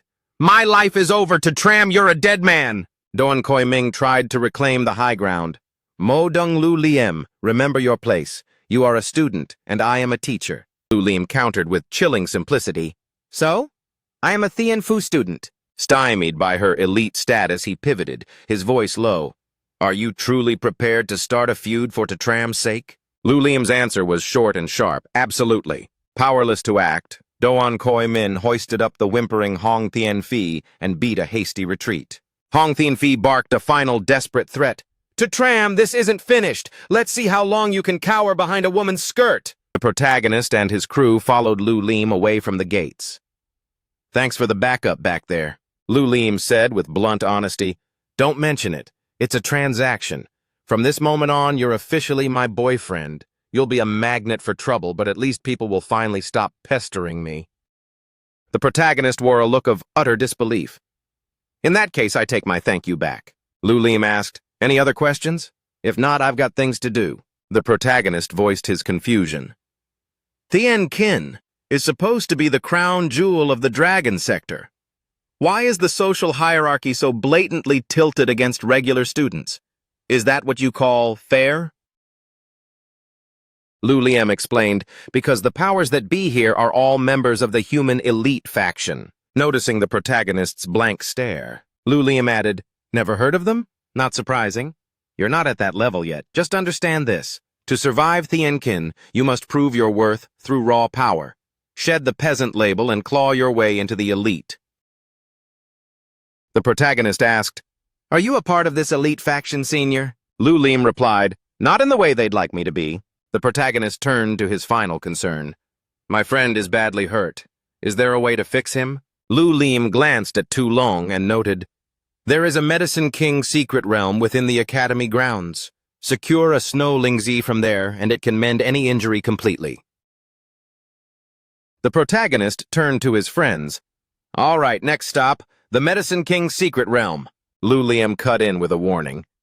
"That realm is a 3-star zone, and a brutal one at that. You guys are freshmen, barely rank 2. Going in now is a suicide mission. You need to hit the class star tower first to evolve your classes and boost your power. That over there is the warrior star tower." The warrior class was a crowded field. The sea of aspirants waiting for their trials was staggering. Leloy said, "Brother To, we're all warriors. Let's tackle this trial together." The protagonist nodded, but made sure to tell his friends to watch each other's backs. Sometime later, seeing the trio emerge looking like they'd been through a meat grinder, the protagonist asked worriedly, "What happened? You're all covered in bruises." Leloy groaned. "That was insane. The class ranking trial is a literal thin line between life and death. No wonder high-tier classes are so rare. Most people probably break before the end." Duet added grimly, "It was terrifying. I haven't seen a single person who went in after us come back out. They probably didn't make it." The protagonist sighed heavily. "The road to true power is definitely paved with bones." Leloy hung his head in shame, muttering, "Man, if I wasn't such a drag on the team, you guys probably would have breezed through that trial." But the other two instantly reassured him. "Tu Long, don't pin that on yourself. Without you, we still wouldn't have stood a chance. Seriously, if anything, your call to bail out early saved our necks any longer, and we'd be history." A young man nearby let out a ragged, triumphant shout. "I did it! I finally broke through to the next star rank. But man, it took 48 grueling hours just to hit 2-star status. That was pure torture. 48 hours just to claw my way up to a 2-star rank." The protagonist approached the exhausted student and asked, "Hey friend, mind sharing your secret for beating the clock in that trial?" The youth let out a heavy sigh. "It was a nightmare. It took me 2 full years to forge this Kim hammer, which basically doubled my raw power. That was the only way I managed to push through and rank up." The protagonist immediately sniffed out a shortcut in the system and thought, "Well, if it's just a numbers game, clearing this shouldn't be that big of a headache." The protagonist then pulled out the gleaming divine armor from his storage. Tu Long's eyes nearly popped out of his head. "Wait, isn't that young Master Law's legendary divine armor? Bringing top-tier gear to a low-level trial is like using a cheat code. Is that seriously his divine armor?" The protagonist tossed it over. "This suit is for you guys. Plus, I'm sending 30 of my donkeys to run interference for you during the trial." Leloy scratched his head, looking skeptical. "I mean, the armor is one thing, but are they really gonna let us march a whole herd of donkeys into a sacred trial chamber?" The protagonist figured that power is power, regardless of the source. "Let's just see what happens. I have a feeling the system won't complain." The sight of Tu Long's crew herding donkeys left the onlookers completely baffled. "Those guys are lost. The Summoner's Star Tower is way over there. Wait, they're actually going in. I've seen Summoners before, but never a pack of donkeys. Someone tell them the Warrior's Tower is in the other direction." Fast forward a few minutes later. The trio walked out looking like they'd just returned from a spa day.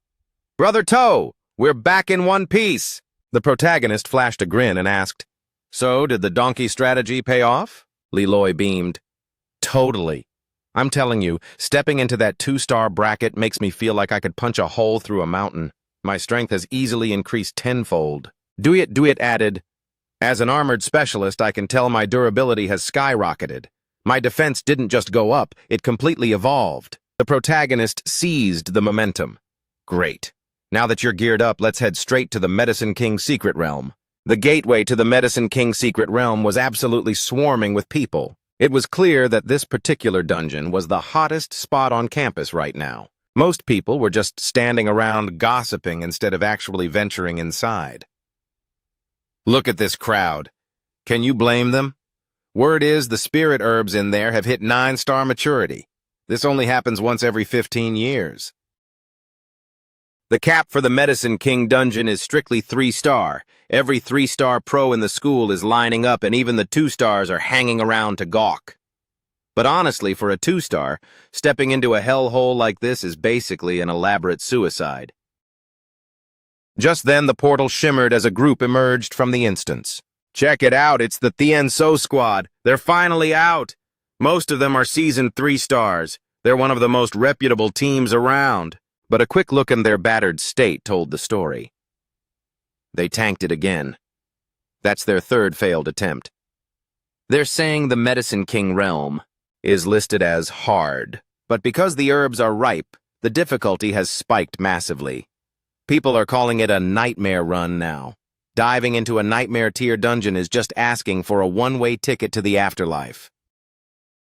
If a powerhouse team like Tien So can't crack it, the rest of us might as well pack it up and go home. The protagonist turned to his friends. This place is a meat grinder. You guys just hit 2-star, so stay back. I'm going in solo. Leloy nodded, knowing when he was outmatched. Good call. We'd probably just be a liability and slow you down. Toolong added a final warning. To Tram, if things get hairy, just get out.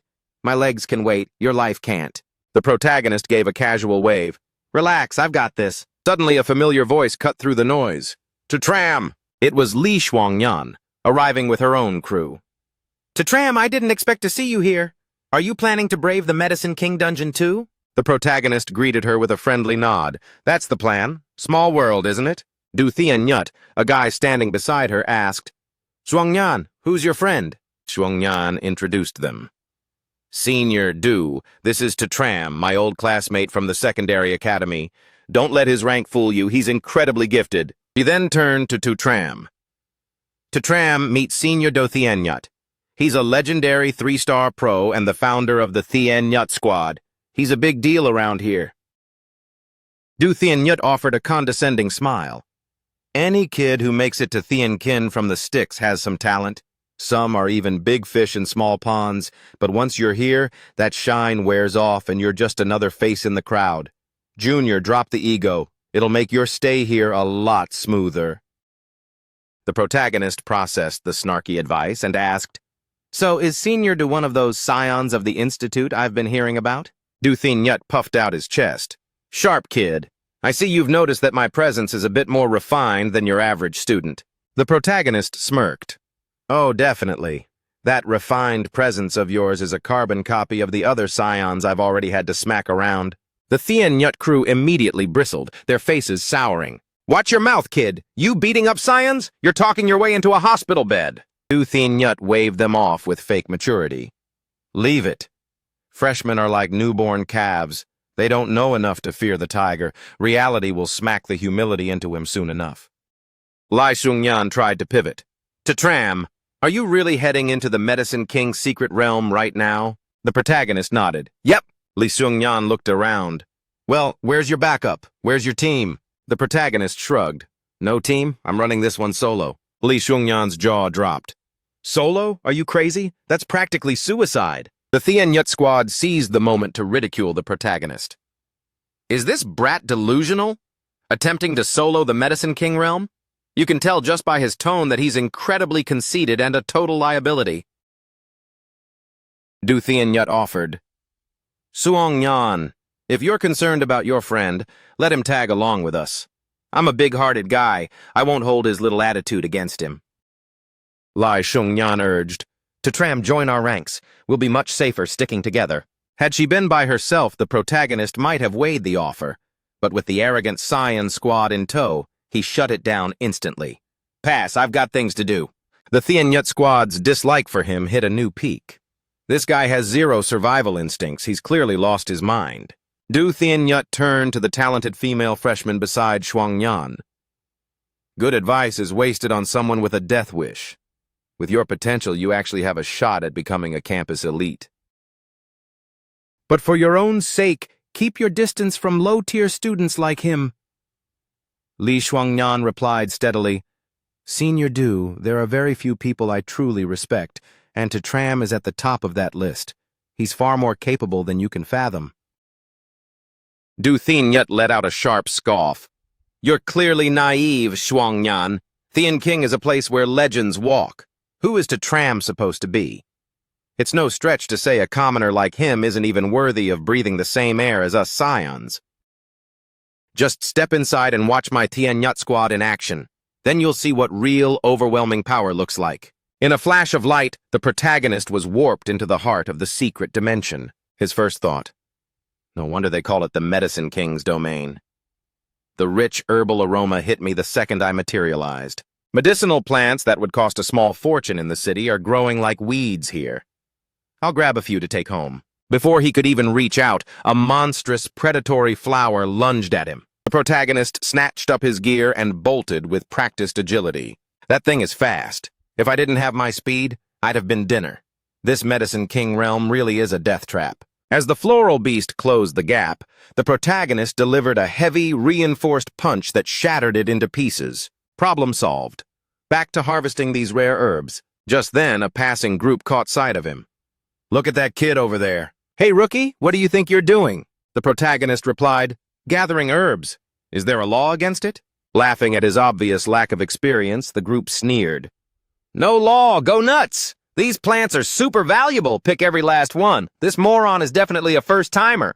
There's a legendary Medicine King plant up ahead. Let's see if we can snag it. If our yellow hair squad brings back even one, we'll be the talk of the entire academy. A moment later, an older student hurried over to warn him. Junior, wait! Stop picking those common weeds! But she was a second too late. The protagonist had already tucked the herb away. The senior sighed. The Medicine King realm has a strict rule. Each visitor can only carry out 3 types of medicine total. The protagonist froze. There's a quota? No wonder those blonde punks were laughing behind my back. That's vital information. I can't believe Mo Dung Lu Lim forgot to mention it. The senior continued. That's why everyone saves their slots for the Medicine King plant itself. It's a nightmare to harvest because once you've picked your limit, you can't just drop them and try again. The protagonist felt a headache coming on. That's a problem. I've already gathered 3 different plants. Suddenly, the ground began to vibrate with the sound of frantic, heavy footsteps. It was the same group that had just mocked him, now fleeing for their lives from a guardian beast. The 7 river lotus seeds are ripe, but that lotus puppet is a nightmare. Fall back! It's too strong. That thing is at least a 3-star boss level. Watch out. The flowers are growing roots to trap our feet. Curse it, we're cornered. Let's go for broke. If we can just pluck the 7 river lotus seeds, the link to the puppets will snap and they'll crumble. Charge! But the giant lotus petals responded instantly, folding inward to protect the core. The petals are closing up. Cut through them! They swung their weapons at the seemingly soft petals, which turned out to be as tough as reinforced steel, easily deflecting the blades. The 2 attackers were thrown back by the sheer force of their own rebounded strikes. Those petals have the defense of 4-star heavy armor. We can't pierce them. The lotus puppet lunged forward, and in an instant, 2 students were cut down. It was clear that claiming a Medicine King plant was no small feat. In fact, no team had successfully extracted one so far. The defense and offense of the 7 River Lotus are unbeatable. We can't win. Pivot to another sector. It's no use. This puppet is too fast. At this rate, we won't even have time to activate our escape charms to leave the realm. The squad leader's eyes turned cold as he spotted the protagonist. Head toward that idiot over there. We'll use him as bait to distract the puppet. The others smirked in agreement. Perfect plan, the senior woman shouted. The blonde team is luring it right to us. Run, we have to go now! They both prepared to flee the area, but they were caught in a trap set by the retreating squad. Wait! The ground is turning into quicksand. They're using earth magic against us! Our hero glanced behind him. Sure enough, a man was clutching a staff and weaving a magical incantation. A thug dashed past, a smug grin plastered on his face. "Hey, dimwit, look at it this way. You're doing a noble deed by being our human shield against the puppet." The protagonist's blood boiled. "You spineless cowards, do you have a death wish?" The senior sister turned to him urgently. "Junior, get out of here while you can." He blinked in surprise. "I leave? What about you?" The senior sister gritted her teeth. "I'll stay behind to draw the puppet's fire and hunt for a gap in its defense to break out." There was no way the protagonist would just tuck tail and run. What kind of man lets a woman take the fall for him? We're fighting this thing together. Driven by a sense of duty to a stranger, the senior sister insisted, "Listen to me, you're just a freshman. Your cultivation isn't high enough yet. As your senior, it's my job to protect you. The shifting sand is dragging us down. If we don't move now, we're both dead meat." She lashed out with her whip, the crack echoing through the air. "This puppet is a monster.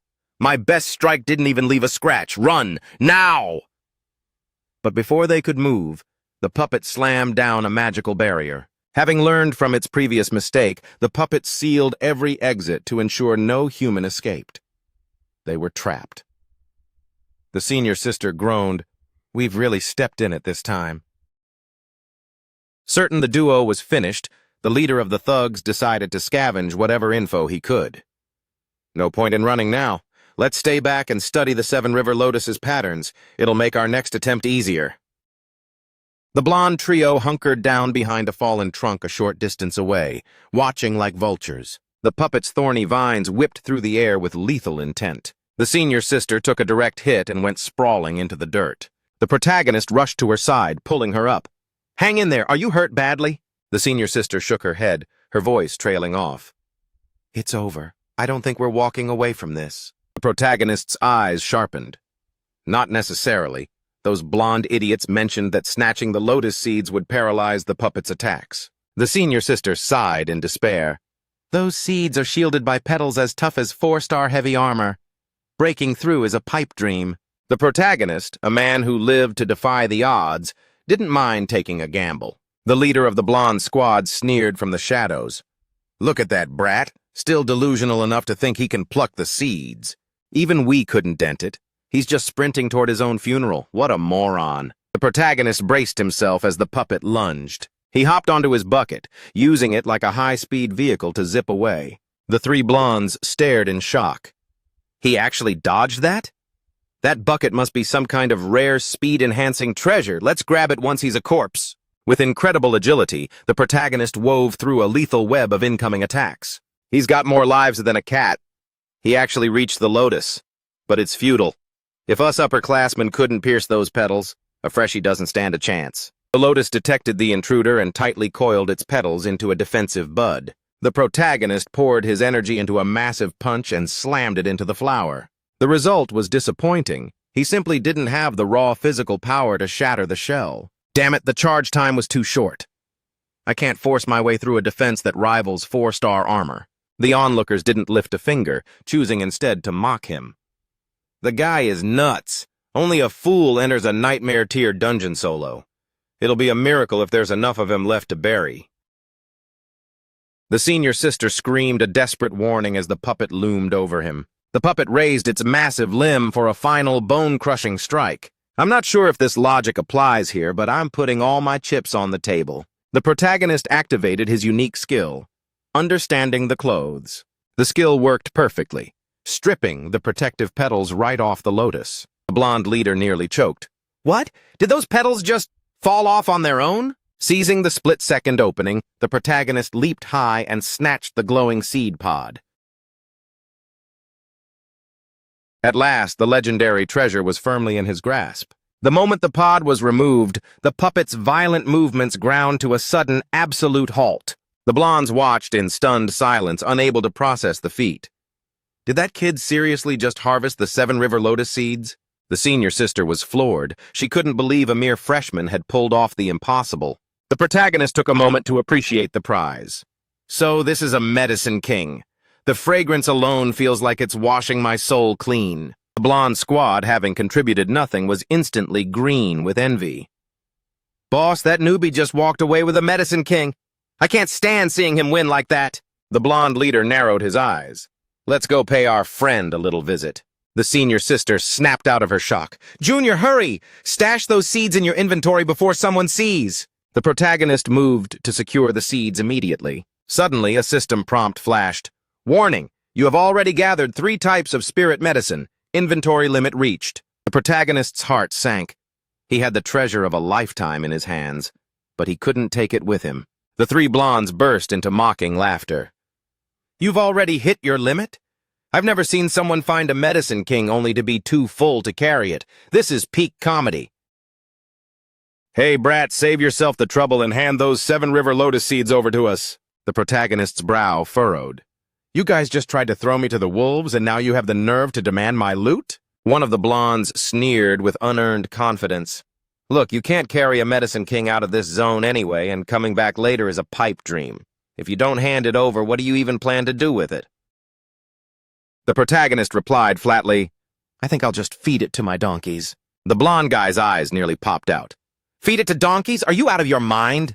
To prove he wasn't bluffing, the protagonist promptly summoned the alpha donkey. The blonde leader, who had already mentally claimed the treasure, pointed a trembling finger. You little brat, you wouldn't dare. Feeding a medicine king to a beast? I'll make you pay for such a waste. Without a second thought, the protagonist tossed the 7 river lotus seeds toward the donkey. Watch me, you idiot! See if I dare! The blonde guy clutched his head in a silent scream. No, stop! The donkey didn't hesitate for a second, happily gulping down the priceless medicine king. The senior sister watched the scene in pure shock. What? The legendary 7 river lotus vanished into a donkey's stomach? One of the blondes, fuming over a prize that was never his, exploded. That's a top-tier medicine king and you gave it to a farm animal? You're driving me absolutely insane. System alert.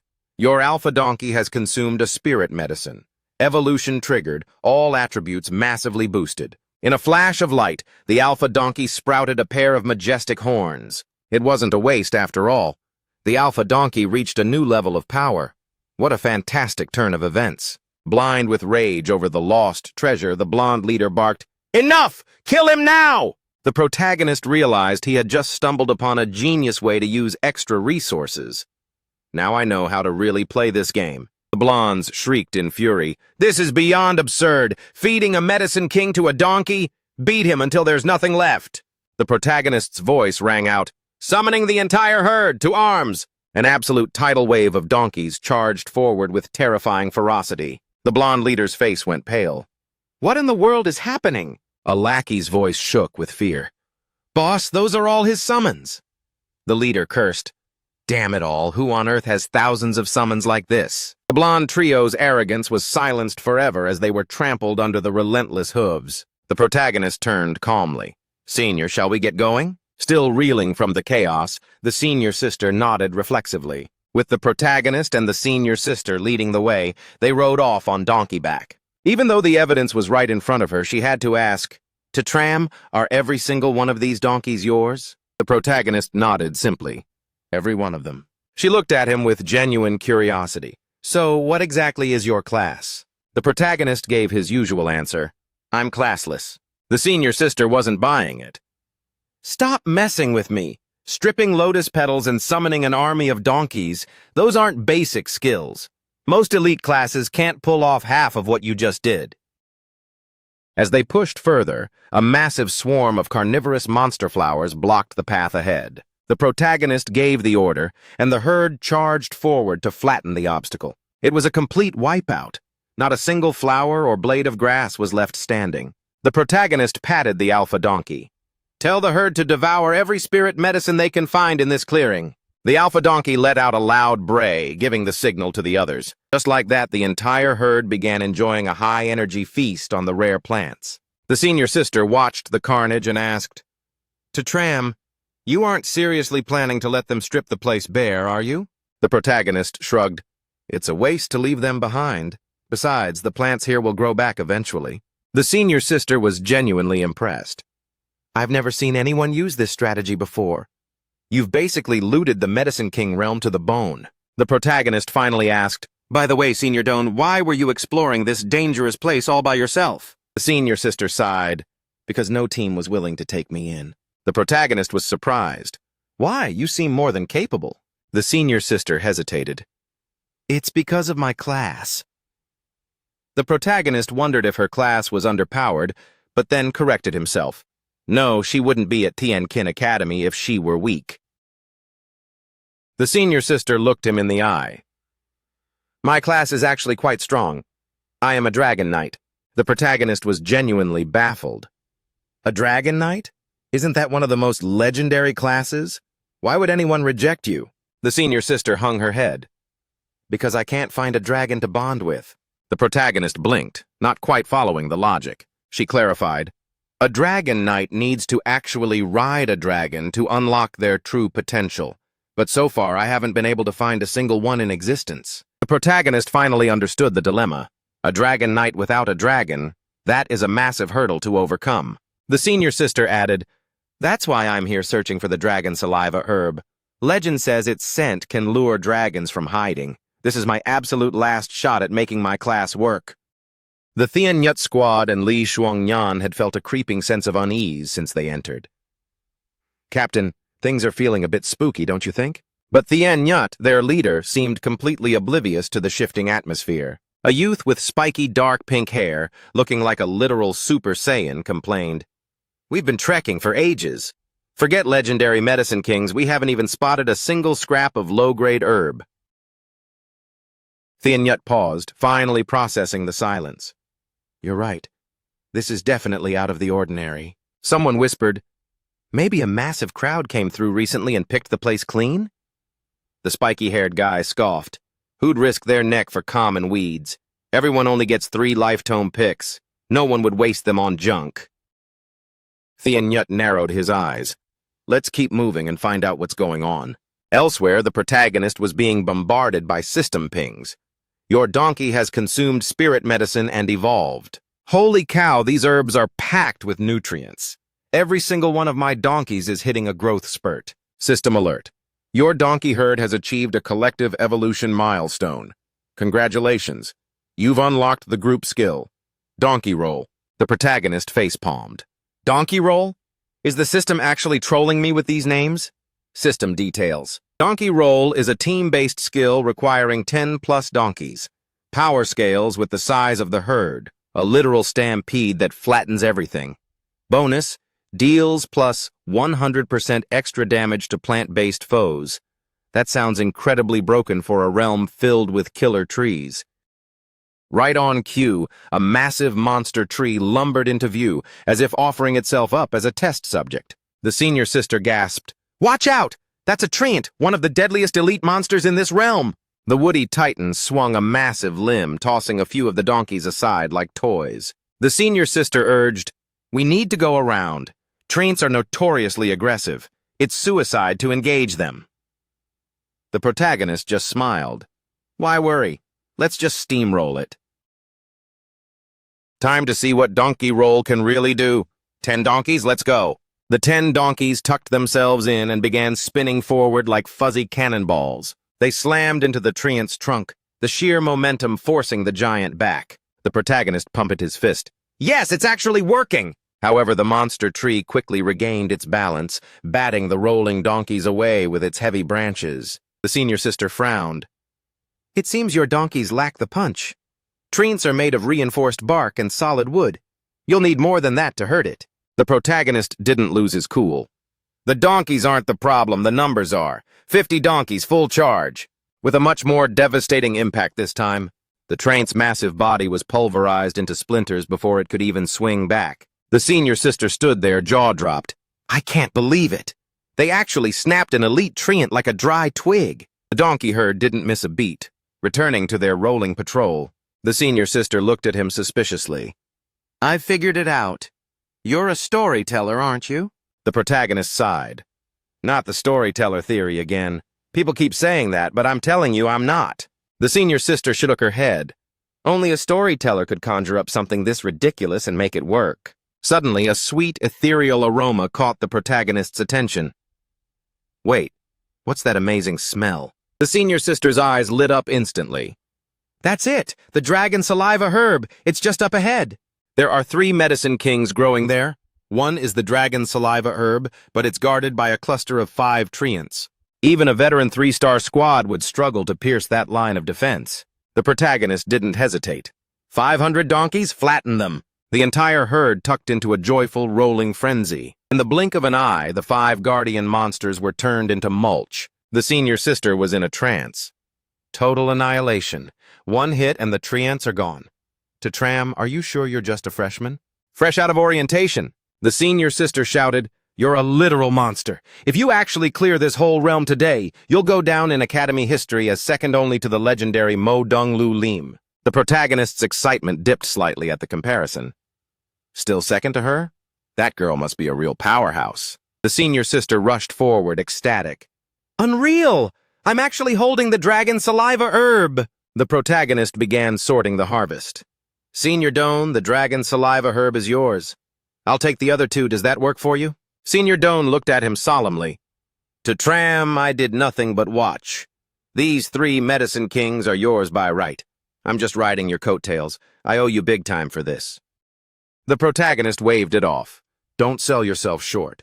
You put your life on the line for me earlier. You earned this. Senior Doan clutched the herb, whispering, I can't believe it's real. This was just a desperate dream this morning.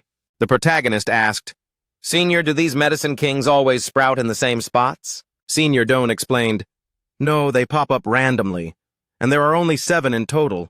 We've snagged 4, so only 3 remain in the whole realm. The protagonist sighed.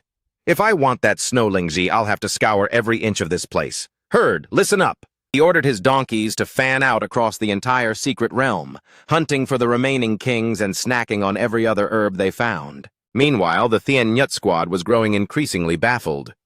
This is insane. Forget the herbs. Why aren't there even any monsters left to fight? I recall the 7 River Lotus used to sprout in the clearing ahead. Dozens have tried to claim it and failed. How could even a medicine king just vanish into thin air? Du Thien Nyut didn't dwell on the mystery for long. Something strange must have shaken up the secret realm, but it's a blessing for us. We can march forward without any resistance. As for the protagonist, his journey had led him deep into a world of eternal frost. He wrapped his arms around himself, his teeth chattering. Man, the temperature really plummeted. It's freezing. Senior Doan shivered alongside him. A sudden biting chill like this is a surefire sign that a medicine king is close by. It's highly likely the Snowlingji you're hunting for. As they navigated the drifts, they stumbled upon a desperate squad locked in combat with a frost beast. The team leader roared over the wind. Focus your fire! Melt that monster down to a puddle! He unleashed a torrent of flames, and his teammates with fire-based affinities followed suit, bathing the area in heat. The senior sister whispered, That's a giant snowman. An elite guardian even more formidable than a treant. The icy titan retaliated by spitting out massive, boulder-sized snowballs to crush the intruders. The adventurers screamed warnings to one another, their voices frantic amid the chaos. By some miracle of luck and reflex, they all managed to dive out of the way before being flattened into the permafrost. But the relief was short-lived. As long as the snow giant stood tall, they were all living on borrowed time. Pushed to their limit, the group crumbled. We're done for! Somebody help us! The protagonist stepped in to turn the tide. Donkey roll! Under the sheer momentum of the protagonist's charging herd, the massive snow giant was actually forced backward. Who did that? That impact was incredible. The snow giant was actually repelled. And the assault didn't stop at a mere push. The protagonist's aggressive donkeys slammed into the beast until it shattered into a million ice shards. The squad erupted in cheers. It's been demolished! We're alive! Let's see who our mystery savior is! The captain approached the protagonist, bowing respectfully with cupped fists. I owe you my life, brother.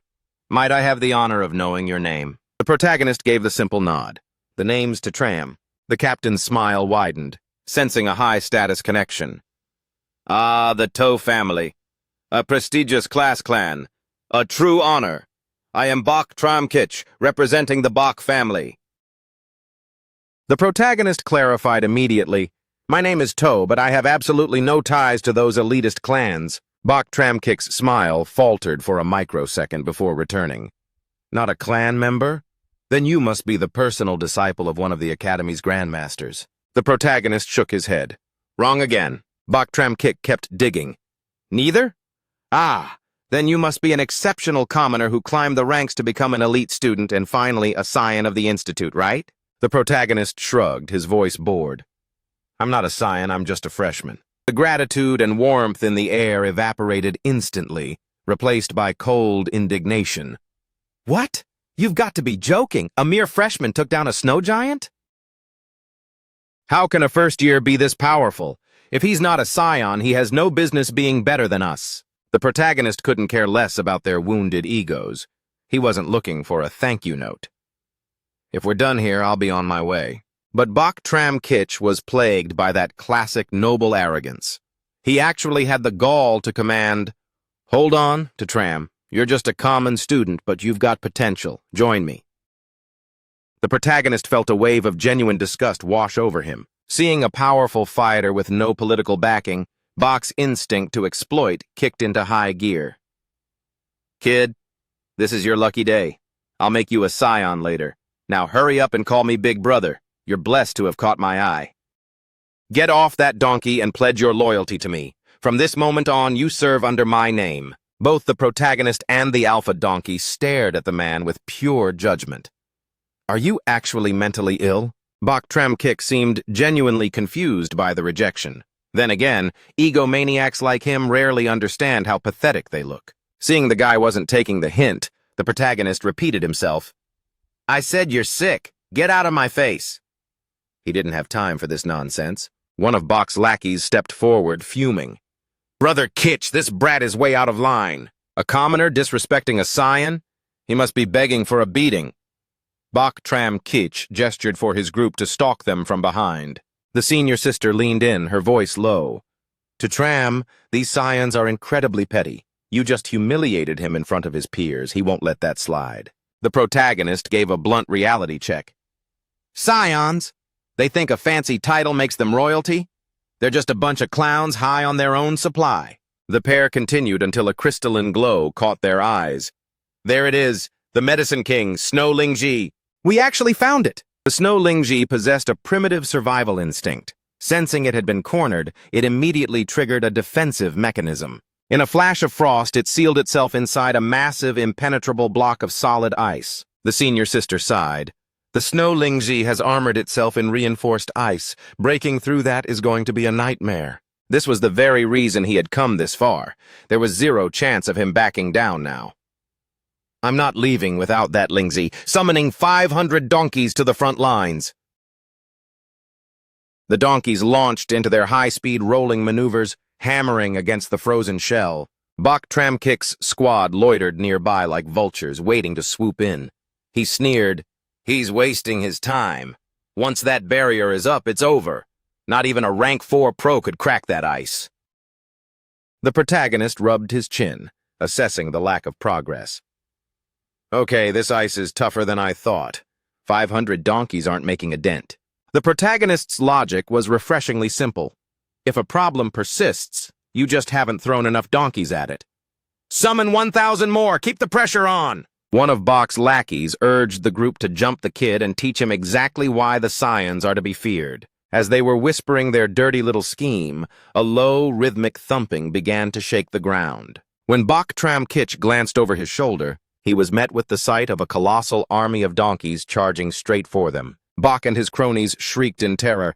What the hell? Where did all these donkeys come from? The donkeys didn't slow down for a second. They barreled right over the group, flattening them as they raced toward the protagonist. With the protagonist directing the new reinforcements, the herd's demolition power reached a breaking point. The massive solid block of ice began to spiderweb with deep cracks and shudder under the impact. It's working, keep it up! Senior Doan's eyes were wide with disbelief. Your donkeys are incredible. The more you summon, the more unstoppable their momentum becomes. The Snow Lingji's ultimate defense finally shattered into 1,000,000 pieces under the weight of the donkey stampede. The barrier is down, get in there! The members of the Bok squad crawled away, gasping for air. Damn it! We were nearly turned into pancakes by those long-eared freaks! Despite being trampled, their only thought was greed, completely ignoring the terrifying power their opponent displayed. That kid is making a move for the Snowlingsy. The protagonist turned to his companion. Senior Doan, my inventory is full. Could you harvest this one for me? Knowing she'd never have made it this far alone, she nodded instantly. Consider it done. Senior Doan reached out to carefully pluck the rare Medicine King. Suddenly, that delusional Bach guy lunged forward. A couple of nobodies like you actually think you're worthy of the Snowlingsy? The protagonist moved like a blur, stepping aside to let the punch whistle past his ear. Bach Tramkick barked an order like he was a king on a throne. To Tram, I'll give you one final chance to crawl. Kneel before me and hand over the medicine. The protagonist's expression darkened as he asked, I literally just saved your lives and this is the thank you I get? Bach's reply revealed the toxic ego rot found in many students. Gratitude? It's your duty as a commoner to serve us. The world only survives because of elites like me. Your only choice is to follow my lead. The protagonist spat out a single word, moron. So-called elites who live in a fantasy world are nothing but trash once the real fighting starts. The protagonist decided to demonstrate this with his full power punch. The arrogant, elite freshman didn't even have time to blink before the force of the blow tore through him. The impact was so violent that Bach Tramkick's arm was completely severed. You actually fought back? Kill him! Tear him to pieces! Bach Tramkick let out a primal roar, transforming into a massive gorilla-like beast. In his monstrous form, he led his group in a desperate, murderous charge against the protagonist. The protagonist had finally reached his breaking point with these pests. I haven't been this pissed off in years. Just drop dead already. Bach Tramkick let out a final strangled cry of shock. The protagonist's strike pierced straight through the center of the Bach guy's chest, destroying his vital core. With his dying breath, Bach wheezed, You actually had the guts to kill me? The protagonist looked down coldly. Stupid. You're the one who signed your own death warrant. The rest of the squad stood frozen in horror. Bach Tramkick is dead. A common student just murdered a scion. This is unheard of.